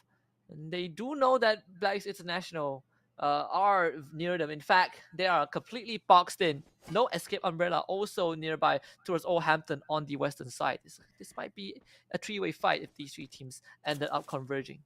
I mean, to be honest, though, Sorry Raw aren't really pressured to move in anyway, right? Because if you look at where the circle is, they're well within the boundaries, so maybe they'll just sit there. They'll just feel like, hey guys, they don't have to do anything, just wait. We don't need to pressure them. And I think especially once you see no escape, you're probably thinking like, yeah, there's really no point trying to contest this at all, because you could be potentially just losing members unnecessarily. And I think Blacklist International, we saw them moving away from Shrine. So thankfully for No Escape Umbrella, they are able to wait out the storm. They did see members of Blacklist. And now with Blacklist moving away, No Escape will have a bit more space to work with. Meanwhile, Hero are holding a very good position in Kalahari. Iman on basically the top of the world. He sees everything around him. They shouldn't be able to spot the members of MND Diehard, as these guys are hiding on the low ground. Icon also taking control of the western side of Refinery. We can expect the game to slow down a bit until the next circle. Yeah, I think it's just these teams wanting to play safe this round as well. I think this was a pretty big change from our first two Kalahari maps as well, where we saw a lot of this early game action. I think this is probably the slowest one so far, right? Like, we're still looking at 12 teams. No team has been fully eliminated yet. We do have a couple of player eliminations, but everyone's just trying to loot. They're trying to loot. They're trying to get into position. We saw a couple teams landing on top of each other, but nothing really substantial really came out of it. But if anything, there's one team that I do want to keep an eye out for. It's AKO. I really want to see this team do well this round, considering that they haven't really had a fantastic round yet. Yeah, and it's very unfortunate, for AKO, because AKO Steady Squad, because Ajim, previously with Blacklist, now with AKO Steady Squad, one of the few support players that can really play those long range and provide those snipes if needed. It feels like the assimilation isn't there for him, and it's definitely not on any of these players. It just feels like maybe the pieces haven't really fit perfectly for AKO Steady Squad, as of this point. And it's definitely a scary thought, because after these 2 rounds, we only have 2 more players left for AKO Steady Squad to secure the spot, at least in the top 12. They are very close to that Refinery, where MND Diehard has members around. Hero is circling around the area with Iman GG on top of I think on top of a tower. Icon will also be pretty nearby that area as well, with Metrics farther towards the north. Blacklist also making their way down south towards Refinery. So this will be a very, very congested area to be in, as Yun picks off Zero as he attempts to jump down from that tower. And he also fights Moon as well. AKO Steady Squad just not catching a break. Oh, this is going to be such a big loss. And I mean, I feel like I jinxed them at this rate. I said I wanted to see them do well, but they lost 2 members right off the bat. And it was just Icon patiently waiting. They didn't reveal their position. I don't believe AKA knew that they were there, but we're going to switch on over here to 2B going up against Epic. And I think this is the last member of 2B. You're just going to rush him down. Yeah, that's going to be it. So, I mean, 2B, they did their best, right? Like, they tried to make it into the late game, but sometimes you're all alone. You've got nowhere to run, nowhere to hide. It's Kalahari. Welcome to the desert. It is frustrating, right? Sometimes when you know that you're the last man standing and, a horde of enemy members are rushing to get you, instead of aiming directly at you to finish you off, they just gave up on even aiming. They just sprayed the whole clip because they know that there was nothing that you could do about it. It's kind of be frustrating, but, to the members of Epic, they get a rush out of it and being able to finish off Dual Barate in such a fashion. I'm actually keeping pretty my eye sad, on though. Icon, actually, right? Because we saw Icon win on Kalahari earlier today, and it was a very quiet win too. It wasn't Icon's game. It wasn't a team that's like running around grabbing all those kills early on. It was just playing very slow, very methodical, grabbing any kills that they can along the way. I'm kind of expecting the same thing to happen this round because they're in a pretty good position to do so. Oh, and Shark, he did have a good nade, but unfortunately that nade didn't really connect. Would have opened up the fight for Sorry Roar. But it seems like this is going to be inevitable at Foundation. The Sorry Roar ends up running into Blacklist International anyways. And with the blue zone closing, with the circle closing in, they certainly will have to fight their way out. But unfortunately, for members of Sorry Roar, they are on the low ground and of course scouted out, scanned by the UAV from the side of Blacklist International as well. Cobra and Phoenix holding on the high ground with Miro and Ali playing on the second floor. This is going to be a hard push for Sorry Roar to deal with. I don't know if this is a push you can really deal with at all, right? It's like going to be them responding to Blacklist, and yeah, Donkey just gets caught. I mean, what can you really do? You're at the mercy of Blacklist, who have a massive advantage with that big high ground. Like, you don't really have too many places to go if you're dealing with a team that has such a big advantage in terms of position. And this is why so many teams find Kalahari to be such a tough map. Normally on Bermuda It's so and Purgatory, punishing, right? if two teams are fighting, you won't get opportunity to snipe the enemy team from this distance. But since Kalahari provides so many vantage points, Matrix were able to do so. I mean, Riot did get a knock onto Donkey, but thankfully Donkey was brought back up. With that information though, Matrix know that they can pressure Sorry Roar, and Sorry Roar knows that they can't really be too reckless because Blacklist International is already a big threat. They have to somehow challenge Matrix, and John with such a sharp shot onto that high ground, taking out Troop, but not able to finish him off. This should stop Matrix in the track temporarily as Sorry Roar finds a way to deal with the Blacklist International situation. Actually, I'm wondering what's the play here for Blacklist, because it looks like Blacklist are retreating. Yeah, so they're not going to stick around. They're just saying, all right, you can have the kills, you can have the zone. Well, ciao, bye-bye. We'll finally elsewhere.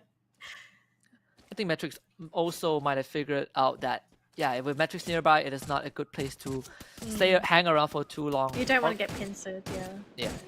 You get Argon MY, kind of making contact with Epic. With that circle closing in, we're about to engage phase number 4. Epic can't really back off, so the only way is forward. That means that they might have to run past Argon MY. So far, we still have 11 teams left. The only team to get knocked out was Duo Barade, and every other team has almost their full squad alive. I think only 3 teams have lost 1 member. Everyone else is still pretty much stacked out. Blacks International crossing into the maze.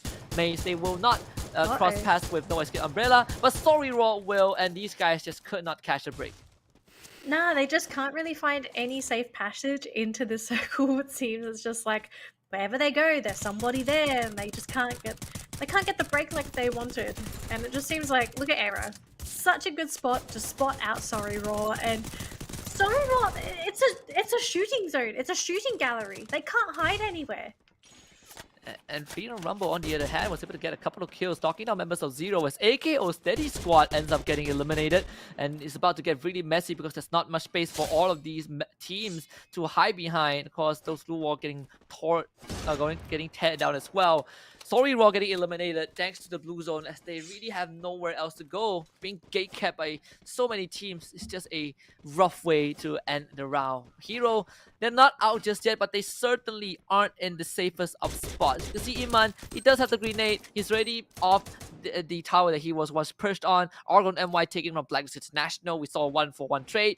Icons on that high ground, still wanting to get a couple of pickoffs. We see Freedom Rumble making their way towards the side of the hill. There's a landmine placed by Flame in case any teams try to push Icon on this tower. They are in probably the best possible spot within the circle as Iman blows himself up again with the grenade launcher. This is not his first rodeo, but it's definitely not a good ending. And because of that mistake, Hero, they're gonna get wiped out.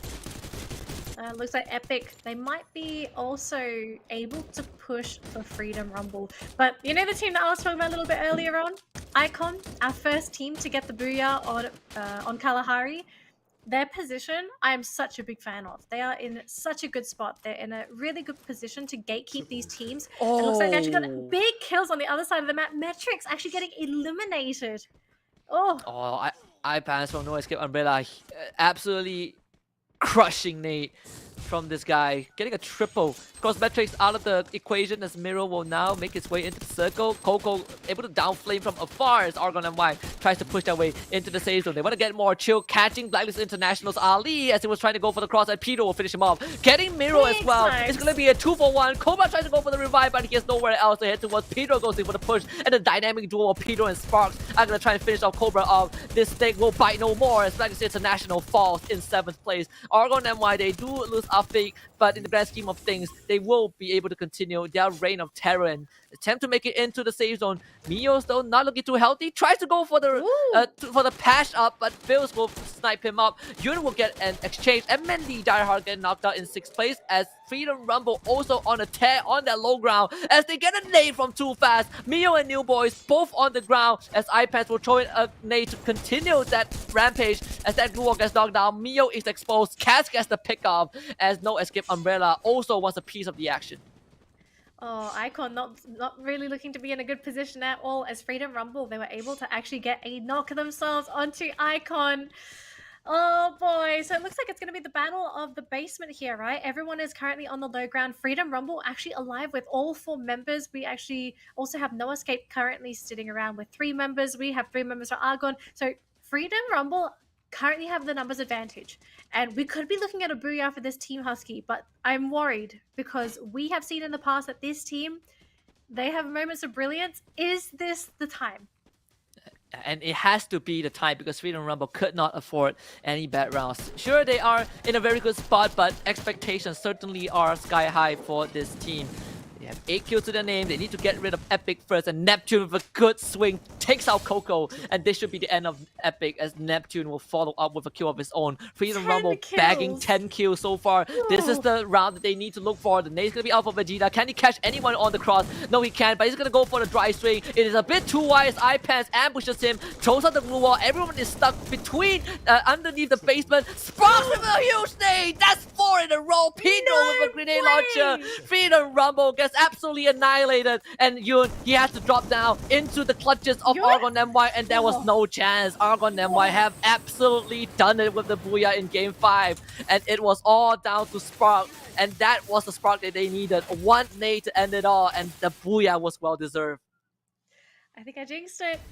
I think I jinxed the bloody game. I was thinking, is this the time for Freedom Rumble to take it? But, oh gosh, Argon MY, they're great. That's it. I'm just going to say it. Great. Great play. I'm not even going to bother describing it. They just did fantastic. And after being the cursed prophet for the entirety of 2021, I'm glad that someone is worthy enough to be my successor. So thank you for taking that over. For once, I am not the one who jinxed the results of the game. But certainly for Argon MY, they are actually the team that has the most booyah. They have 7 booyahs, including this one.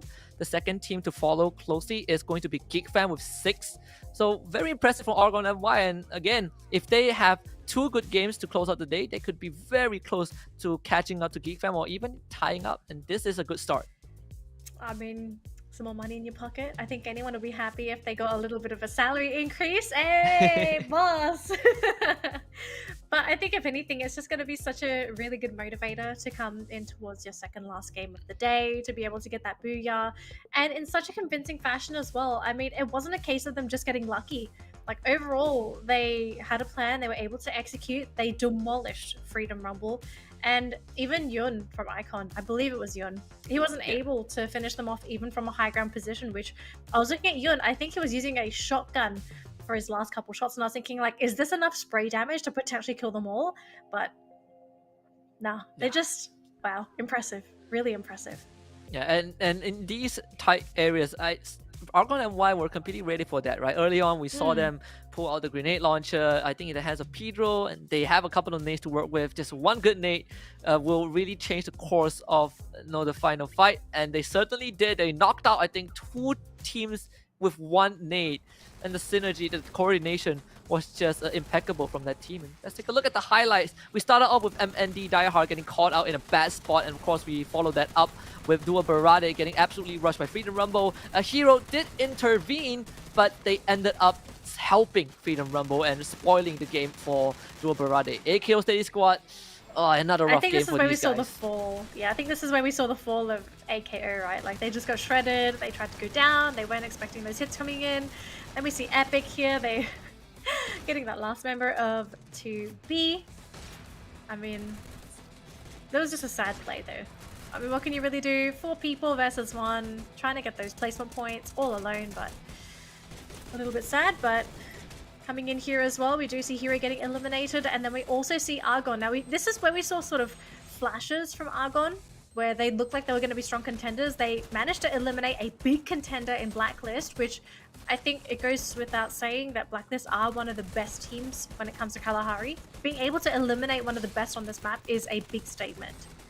Yeah, and Blacklist certainly, well, Cobra certainly made them work for it, but it wasn't enough, and we saw Icon getting getting knocked out one by one. They had the high ground advantage, but those nades made life so hard. And this was where everything went wrong. One stray nade from Spark was sufficient. And this, it felt like an airstrike, right? Grenade launchers and grenades, like what could you do against it? The answer was nothing, just lay down and die. And Argon MY gets 12 kills for themselves. And so with the Booyah, they get 24 points. Freedom Rumble, not too shabby though. They had 10 kills. They ended up in 4th place overall. So they get 17. No Escape Umbrella and Icon both share 3rd and 4th place with 13 points respectively. Followed up by Epic in 5th place with 11. The rest of the standing is just single-digit scores. And Blacklist International is one of those teams. And this is our second last game of the day as well. Ladies and gentlemen, we've got one more coming up next, and it's going to be on Purgatory. So after the conclusion of this next matchup, that's going to be all of our points for this week. My gosh, Husky, we're getting very, very close to that grand final. I can smell it. I can taste it. I mean, we can all see it at this point. We're so, so close to it. And I think at this point, we can almost solidify the 12 teams that are going to make it through. There is just 1 or 2 teams that we could potentially see being swapped out next week. Yeah, and I think as we head towards the last game of week number 3, again, AKO Steady Squad, like you guys gotta give me something. Like yes, 0 points by the end of game 5. Before we started game 5, the overall standing, they are in 11th place with 176 points. Obviously, we look at the teams like Metrics. Metrics is still getting points for themselves after all of that, right? They're in Group A. This is their first game as AKO Steady Squad. They're also playing their 3rd game. It's just same as Metrics, excuse me. But at least Metrics are getting points for themselves. And with that round, they are so close to overtake AKO Steady Squad. One more bad round, and I think AKO Steady Squad will be at the verge of even falling to the likes of Duo Barade and New Gang, by the end of week number 4. So this is very, very concerning for any fans of AKO Steady Squad. I mean, I am concerned because you really don't want to be in this kind of a position, especially in the final week of play, where everyone's going to be pulling out those stops to actually make it to top 12. And if you lose your position during that final week, I think if anything, it's going to be morally devastating as a team. You don't want to lose that position because if your team loses the motivation to play, this is a team game. This is not a single player game where when the blame lies on one person. It's the whole team collectively needs to be in this together. So I hope they can stay in, but at this point, it's just going to come down to the team and whether they're going to be able to do it or not. Last map of the day, Husky. It's Purgatory.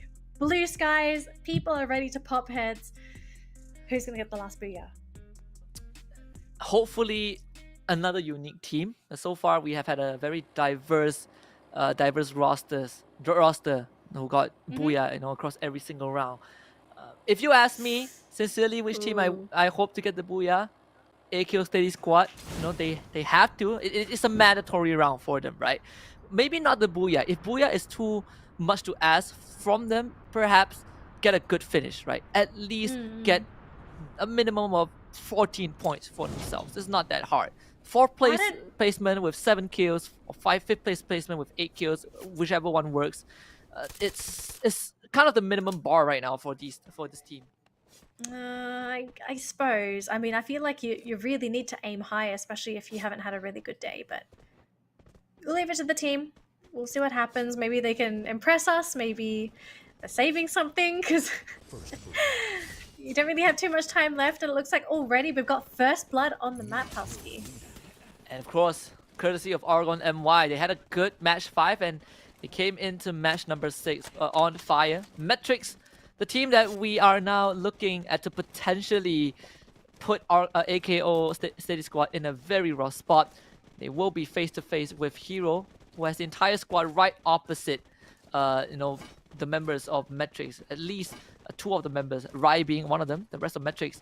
It seems like they are not directly running towards their teammates. In fact, they might be going for a potential flank. We see these kind of maneuvers very often from teams who want to at least get a couple of pickoffs, but against Hero, you've got to be really careful. And it seems like Metrics, they just want to gather intel and not engage in any sort of conflict. I mean, it's a little bit too early to sort of do a flank, right? Because for all we know, these teams might not even have enough equipment to sort of take these people down, right? Like, they could be better equipped than you, especially if you're trying to go for that kind of a flank. So we'll see if it happens. Anyways, it's going to switch on over to AKO's point of view. Now, I know for a fact that both of us we are hoping that AKO is going to be able to finish off with a bang, at least with a couple of points in their pocket. But so far, not really hunting anybody, they're just looting, but they are nearby Mal's, and it looks like we're going to try and take him down. He is alone, so there is, hopefully, if I don't jinx this, 0 chance that anyone from AKO is going to get their head popped. Yeah, I do agree with that. We'll see if Mouse can get away. I think he is doing a really good job of running away from Marble Work, so he will be safe. But that is a lot of noise being made by AKO's Steady Squad. Thankfully, I don't think there's any team nearby. There are any teams nearby, so they should be fine. For now, but it's just, to me, that's a move of desperation. If you're willing to make that much noise and you don't even have that much intel on the teams around you, you really, really want that kill. Yeah, they're trying to chase him down. You can see Mr. D relocated himself with the truck, and they finally have Mouse boxed in. Let's see if Mouse can. But his teammates are coming. I'm worried, Husky. I have a feeling Mr. D might get backstabbed himself. Look at him. Oh, they finally got the knock. Oh, Thank goodness MND had iHeart didn't make it there in time. Couple more seconds longer, maybe it would be a different fight. it could have been a different fight. I have so much doubt because every time I want something good to happen to AKO, it just seems like either it's Lady Luck deciding to go against me, or it's not my day as a fan. No. I think it's just not my day. We all have bad days. Oh, it's Even been a bad us day. on the desk. Alright, looks like Metrics actually going to be running into a little bit of a tussle here with 2B, and the thing is, Metrics, they look very injured. Look at them. Yeah, and you have Dual Variety and Rift running straight at them. Meanwhile, on the other side of the map, it will be no escape. Umbrella getting pummeled by Icon. You're going to have Mio leading the charge, trying to fight Error, but the dry peek from Error just around the corner with that knockdown. If Mio goes down, it would be a good trade for No Escape Umbrella. This would be the end of them regardless. It did cripple Icon ever so slightly, as Mio is an integral part to the team in terms of those long-range fights. Losing him might just make the rest of the round a bit harder, but Dual Barade might seem to have gotten a couple of pickoffs, and it will be Metrics falling. 3, in fact, the members from Metrics getting knocked down. Dual Barade off to a good start.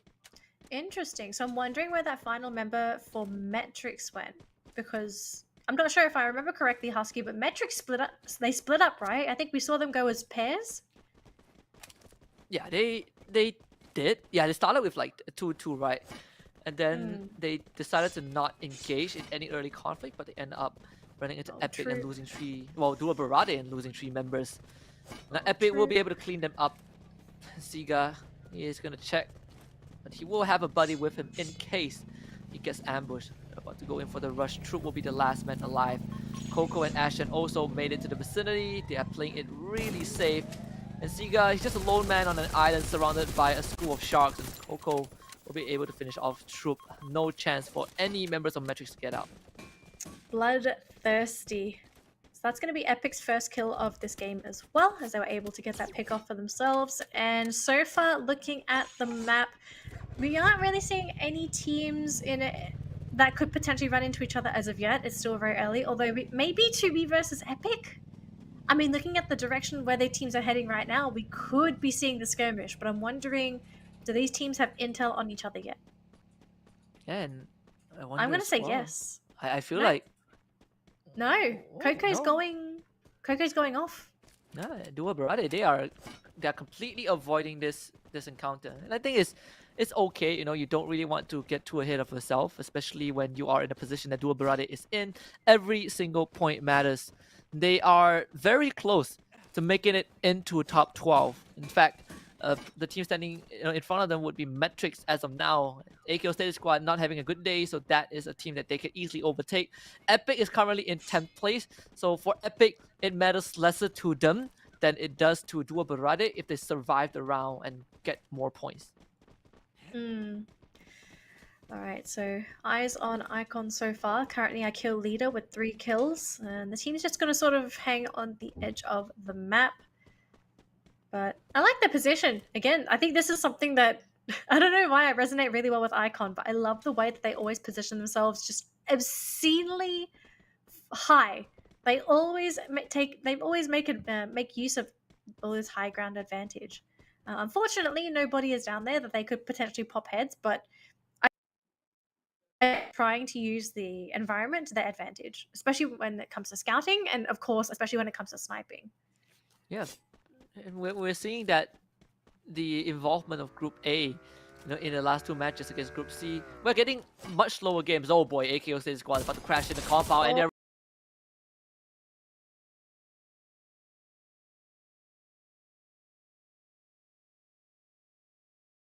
Flags International are performing so well in AKO Steady Squad. If they fail this rush, it will be a catastrophe, and it seems like they really are failing at it. Flags International already getting 2 kills for themselves, and look at that, AKO Steady Squad, they didn't even move as a unit. 2-man crash the compound, the other 2 realizes, oh crap, things are going bad. They immediately abandon their teammates. I mean, what is going on? I'm kind of baffled as well, actually. What's going... So they're just leaving? That's it? They're just like, oh, bye. Ciao. I'm very surprised, you know, I'm very surprised with how they approached that. Like, certainly they didn't expect it to be empty, right? I don't know, it seems to me maybe they thought it was empty, who knows? Oh boy. Oh boy. Yeah, I'm not too hopeful, unfortunately. I hate to say it, I'm really not hopeful. Yeah, this is certainly just every single round just feels like it gets worse and worse for AKO Steady Squad for whatever reason. But that certainly was not the first weird decision they make, but it was certainly one of the more damning ones that they did. Anyways, let's switch on over to some of these other teams to see where the competition is. And it looks like Epic just quickly scouted out Sorry Squad. And are they going to see AKO? I don't think they can. It looks like it's going to be a little bit too far, but I think Blacklist are about to run into a pair of hero players. Oh, I love the circle. We might get a reverse circle, you know, for the last map. And you're trying to jinx it? I mean, I remember, I think during the first MCP Major, I think it was the first MCP Major, we get a ton of river circles on Purgatory. Yes, we did. Yeah. I remember. It was every Purgatory, I think. Yeah, that was pretty fun. It was always a river circle. Yeah. Do you think that they fixed the RNG of the circle after that? They were like, guys, I think it's too much, you know, like... It feels like it because like we very rarely see it anymore. Yeah. Unless it's just whenever I'm casting, they just don't give us river circles. I'm not sure which one it is, but just maybe just every time it could be just the luck, right? Like, yeah, I guess. You just have one stretch of 5 weeks. Every Purgatory round, well, 90% of the Purgatory rounds, we get a river circle. Damn it! I should have bought a lottery ticket or something back then. It's just we didn't thought of that. No, I didn't. No, me neither. At that point in time, no, I didn't. I was still fixated on the beauty of a river circle. Oh boy. Alright, goodbye. And that's one of the guys watching the bridge taken out. Mm-hmm. In fact, I think that he's on a boat or something. It's definitely not on dry land. That's a vehicle, isn't it? That's a car. Hang on. Where is he? Yeah, he's down under. That looks like a car. I can't tell where he is exactly. Pretty weird place to hold. I thought that they would at least have a location where they have more control over the map. Certainly, if you have... Pedro, stop moving. I need to see.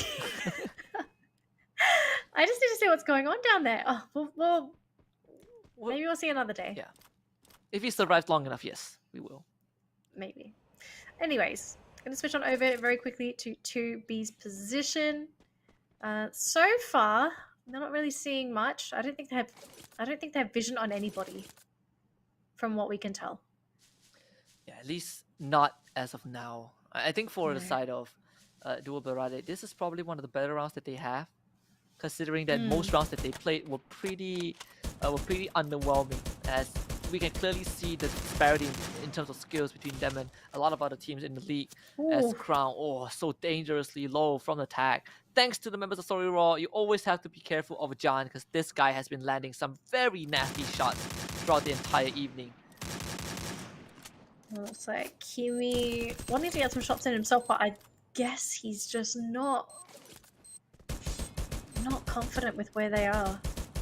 It's very far as well, especially when you're trying to go for these long shots. Sometimes it's just futile. They're too far away, the spread doesn't go in your favor, but it looks like we do have a bit of a skirmish here, Husky. And Freedom Rumble, they are on the back foot. There's an attempt to flank from Clowns, but unfortunately they've already spotted him out. You can see that Pedro, he's on the case. Vegeta on the ground. Clowns tries to go over the double vector, but Pedro wins the gunfight, and too fast. It's going to be the last man alive. Hiding behind a glue wall with a couple of nades in hand, but that's going to be it. He will try to take at least one member of Argo and out with him. That is just not going to happen. 0 kills for Freedom Rumble. They get knocked out in 10th place. That's only 1 point for these guys. And man, Freedom Rumble, they get one booyah. They didn't even get a booyah. And of course, round number 5 was the best performance they had today. And to end the last round, to end week 3 in such a low note, that definitely has got to sting. I mean, you got to kick it into high gear next week, but let's stick it back to some of these teams that are still competing. And sorry to say, Husky, we're not getting a River Circle. Nope. I was hopeful as well, but dreams don't always come true. So no River Circle, but I mean, it's better for the teams. Like, I think if anything, you'd rather not have a River Circle, because sometimes it's just determined by which side you're on and whether you're on the right side or the wrong side. You don't want to be on the wrong side, because it's pretty difficult to try and defend your team who's trying to swim across to the correct side. But it looks like Argon MY, are they going to cross the bridge? Are they going to gatekeep the bridge? Yeah, so Can't much quite noise. tell what they want to I wonder do. where did it come from. Certainly not Argon and why. I don't think so. But Duo Berade, they might run into Sorry Raw, and Kimi somehow fights Cobra. Not sure where that happened, but Brax is a national. They are definitely alarmed. And of course, Sorry Raw, they might have to join the fight as well as AKO Steady Squad, the last 2 survivors, namely Moon and Mr. D. They see Coco Epic driving by, and that was the team that has been really scouting the map through and throughout. And MND Diehard, they are also very much aware of the whereabouts of AKO City Squad. But before that, we gotta look at Sorry Raw first. About to go for the dry swing. Shark fights the second one onto Kimi. As Duo Berade, they're all powdered together, but there's the blue zone as well. Shark not winning the challenge. Donkey also getting knocked down as well, as Ali taking out members of Hero from afar. But Sorry Raw, they're in a very bad spot. Duo Berade somehow still survives. That nade from Yun taking out members of Argon and White off screen as well. Hero gets eliminated in a nice spot, as Sorry Raw will be able to patch all of their members back up, but the fight is not over yet. Duo Berade not willing to let it up, as Epic now joins the fight. Look at that Coco making himself known, as Donkey gets knocked down for the second time thanks to the members of Duo Berade. It's going to be Rich who does that. Donkey finally eliminated, as Duo Berade are about to go in for more. Yun with a triple nade taking out MND Diehard, as Icon officially declares their entry into this fight. Oh man, Husky, there are way too many teams in this one single compound, but so far it looks like Duo Berade is going to be able to maintain their position so far. All 4 members are currently alive.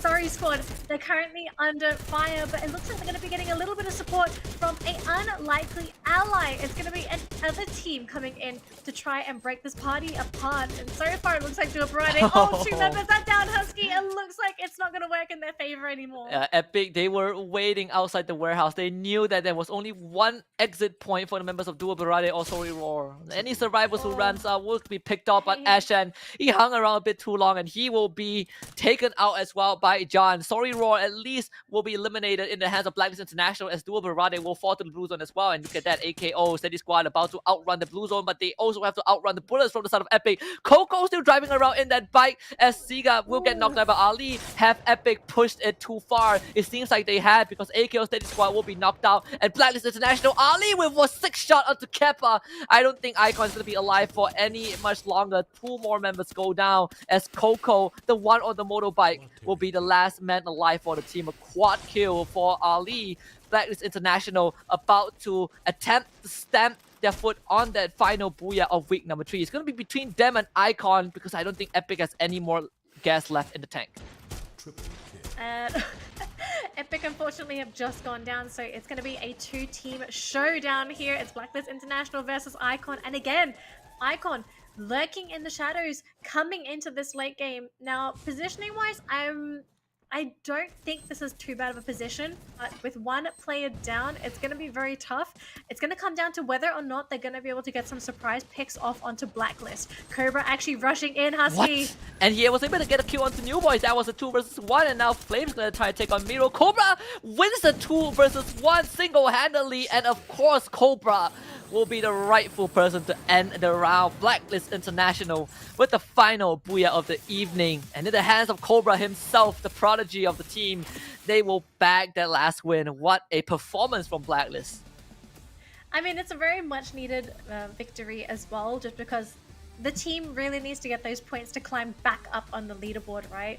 The people that weren't able to come into the broadcast a little bit earlier on, Blacklist, unfortunately, they were penalized 80 points from yesterday's series just because they weren't able to turn up to one of the games. And so they did drop down to 9th place, but thankfully with this booyah, they're going to be able to shoot their way back up to the leaderboard and hopefully back into 3rd place, which was where they were originally. It's going to be a tall mountain to climb, but slow and steady wins the race for Blacklist. Not sure how relevant that phrase is, as considering we only have 2 more playdays left, but for Blacklist International, it is certainly a show of strength towards the end of the round. That was the composure that we always remember Blacklist showing. Cobra, once again, it's a bit unfortunate we didn't get to see the last skirmish from his point of view, but we did see him running like a madman and taking out 2 guys at once. That really shows you how strong individually this boy is. Well, he's a man now, I would say. We actually saw his growth. I remember like the very first photo I saw of him. We watched this man grow up. Right, this very adorable baby face. I mean, he still is charming, but you definitely see the transformation of this guy. He just gets better every day. But for Blacklist International overall, I think they've definitely put the incident or whatever happened, yesterday behind them, and now they are just focused on the game ahead of them. Eyes on the prize for Blacklist. I think it's just a good way to sort of approach it too. Like, don't let any of these negative things sort of impact you in a way that it's going to influence the way that you play, right? It's like just live every day, take a step forward, don't look back, just sort of move forward. I mean, for them, I think they'll be happy if they just make it to top 12, because we've seen Blacklist in a position in the past, right, where they look like they've fallen, and then come grand finals and it's like, oh, who are these guys again? And then they win the whole thing. So, I mean, I'm not too fussed, I think, for Blacklist, especially for the grand finals. It's just, could they earn a little bit more money in the process? Just get back to 3rd place. Being able to add to their piggy bank or their safe, or I don't know where they decide to put their money, their wallet, their bank account. Yeah, I think for Blacklist International, they've always been the team that you cannot take your eyes off of. We've seen it countless of times. They did not get, let's say, a good placement. They didn't get 1st place in the group stage. Grand final rolls around, Blacklist comes online, and they completely dominate the competition. So I mean, that's the most important competition. Like, yeah group stages, it's important. You want to make it to top 12 because that's what group stage is for. But at the end of the day, it's 1st place for the whole thing. And I think that's kind of like that's always the brutal part, I think, for every official league, whereas the group stage at the end of the day will not matter as much as the grand finals, right? You can be the best team in the group stage, but if you perform poorly in the grand finals, you lose everything you work for. And that really tests these teams and pushes them to perform at their utmost best. And the team that has the best sense of consistency will always tough it out, because Blacklist International is always on the top of that list. And with that being said, let's take a look at the standings at the end of round number 6. Blacklist International with 21 points, 9 kills and a booyah. Icon is second with 19, followed by Epic with 12, Dua Berade with 11. Argon MY and AKO Steady Squad will have 9 points respectively, and that's where the first six placement caps off. If anything, I think today the two teams that were big winners had to have been Icon and Team Princess. I think these two teams have probably hogged the majority of the points for themselves today, especially with how highly they've been placing. Like Icon has been placing what they placed Booyah, and I think they placed second twice in their matches today, which is really good considering that they only played 4 matches. And then you've got Team Princess, who I don't think they bombed out any of their games, but they were always able to place at least either at the top or in the middle of the bracket. Team Princess had one bad game. I think it was I think it was match 3. Yes. Yeah, yes, they had one bad game alongside Geek Fam, but aside from that, they also performed remarkably well. I mean, the game where they got a booyah, I believe they bagged 24 points for themselves. Oh, so, no, it was 27, I think. 27. Was it? I think it was Princess, wasn't it? No, Geek Fam. That was Geek Fam, right? Princess was 24. Yeah. Yeah. So my bad. Overall, I think Team Princess, like you said, them alongside Icon had probably the best days in terms of fresher faces. For the likes of Geek Fam, Blacklist, Argon MY, these guys, it's just another day in the office. Maybe Argon MY by the end of this round it's not really the numbers that they were looking for, but if you are a fan of AKO Steady Squad, you would take it, right? 9 points considering the horrible tragedy, of them getting picked up by Blacklist. I would say 9 points is okay. I'm looking forward to seeing the overall standings for today, because it's going to set the story for next weekend for everyone that does come back to watch the matches. But before then, just a quick recap for all of our matches for today. In our first match of the day, for teams Group A and B, Icon Esports able to get the victory, followed by Team Princess on Purgatory. For B versus C, we got Hero, who were able to secure themselves the Booyah, followed by Geek Fam on Purgatory. And then finally, for A versus C, Argon MY able to knock out that final Booyah on Kalahari, and then Blacklist International for Purgatory. These are all of our Booyahs for today. We had no double ups for any of these teams, so a lot of points going out to a lot of teams. But I think, again, going back onto our point that we mentioned earlier, the two big winners, Icon Esports and Team Princess. These two teams consistently playing high, consistently scoring high. And let's take a look at the overall standings. Geek Fam, of course, still remain in first place with 326 points. Argon MY in second with 307. So just pretty close in terms of the differential in points. Third place, more than 50 points difference would be Freedom Rumble, followed by Team Princess in 4th place, Icon in 5th, Secret Expert bumped down to 6th place, Blacklist International move up the rankings again, now in 7th, Sorry Raw will be in 8th place, and Epic will make it to a 9th place.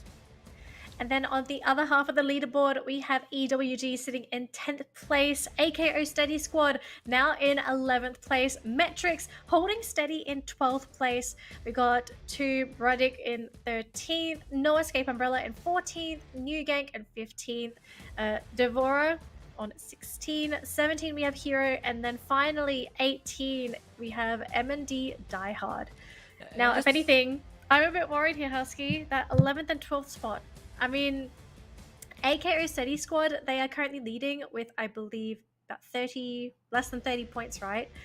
But if next week, if they perform like this on both days, I'm worried that this team is going to lose this position. Yeah, it's only 18 points to separate AKO Steady Squad and Metric, so that's basically one game. And I just want to quickly point out that Epic is the only team in top 12 that has not gotten a single booyah, and yet they are able to perform pretty consistently, making sure that they place themselves in decent placements after every round. Their kill points isn't the most impressive.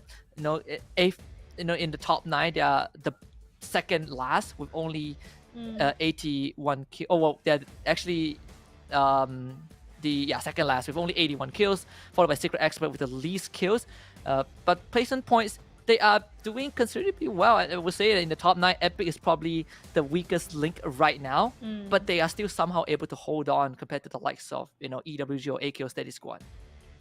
Yeah, so just looking at the standings this week, though, this is going to set the tone for next week. And I think a lot of teams are going to be they're going to have to put the back burner on, especially if you're going to try and grab those final points in to secure your top 12th placing, because at this stage of time, you need top 12 to make it to the grand finals. But speaking of grand finals, let's take a look at our MVP for today. From Argon MY, it's going to be Spark with a total of 8 kills, 3 assists, and a 61% hit rate, and 2.2k damage. Yeah, and if anyone goes back and watches the replay of day number 6, the one moment that really solidified Spark in this MVP position was definitely that nade that ended 2 teams in a row, Freedom Rumble and I believe Epic on Kalahari in match number 5. It was just perfect synergy, and Spark and Pedro have always been the dynamic duo of Argon MY. If it's not for Pedro leading the charge with his Rambo posture, it will be Spark backing him up. They are inseparable, kind of like what we see with other teams like Exac and Fikri back in back in the day.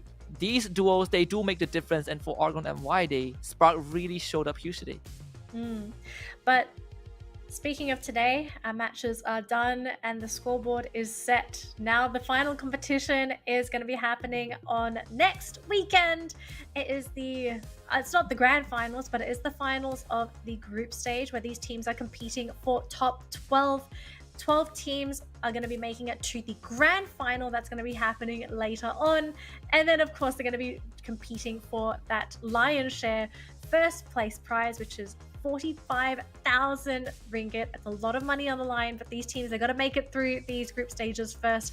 Husky, I'm looking forward to next week's matches. Are there any teams that you're really interested in keeping an eye on?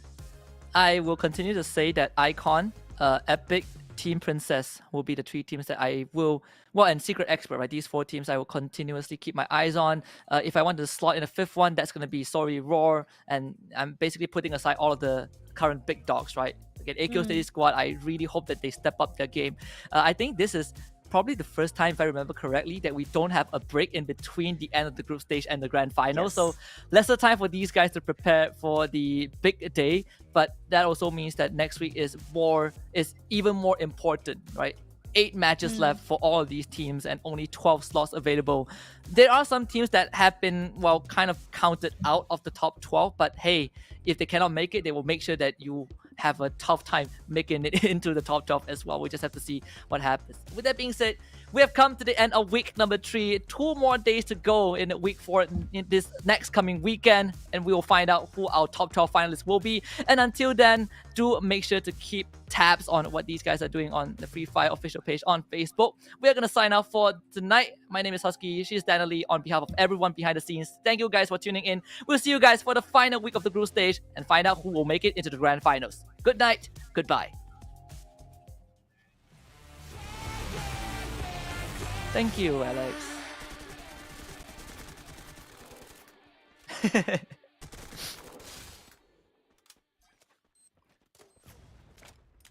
I planned to buy coffee, but I couldn't find. Oh, I couldn't find the coffee I wanted, so I was like, yeah, never mind. No, I went out to buy coffee, and then I couldn't find the coffee that I wanted, so I didn't buy my coffee. And as I turned my head, my girlfriend is looking at me, and she's like, I have a coffee right here. You just didn't want to drink it. So now I feel really bad. But to be fair, I never thought of that.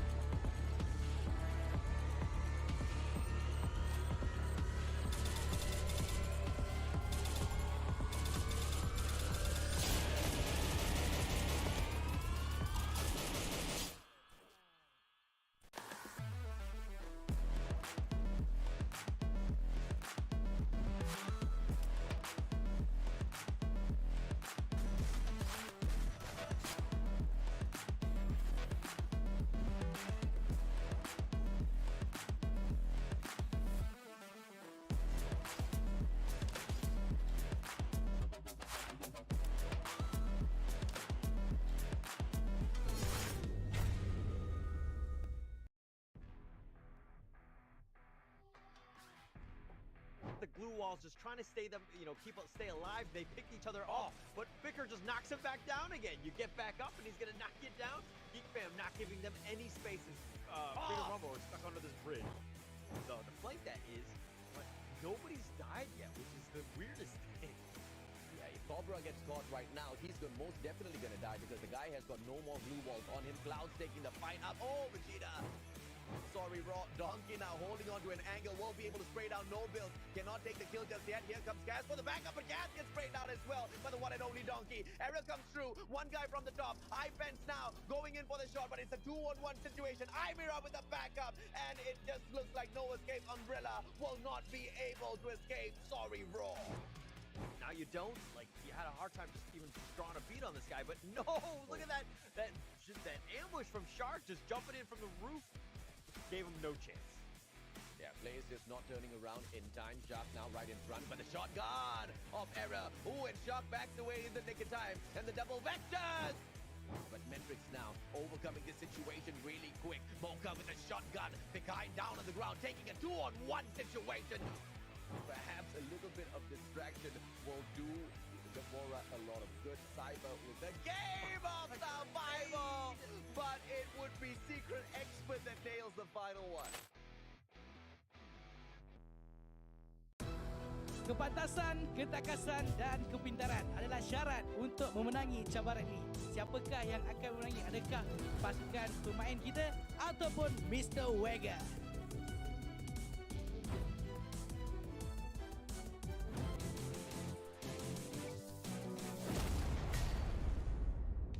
Anda sedang menonton rancangan permainan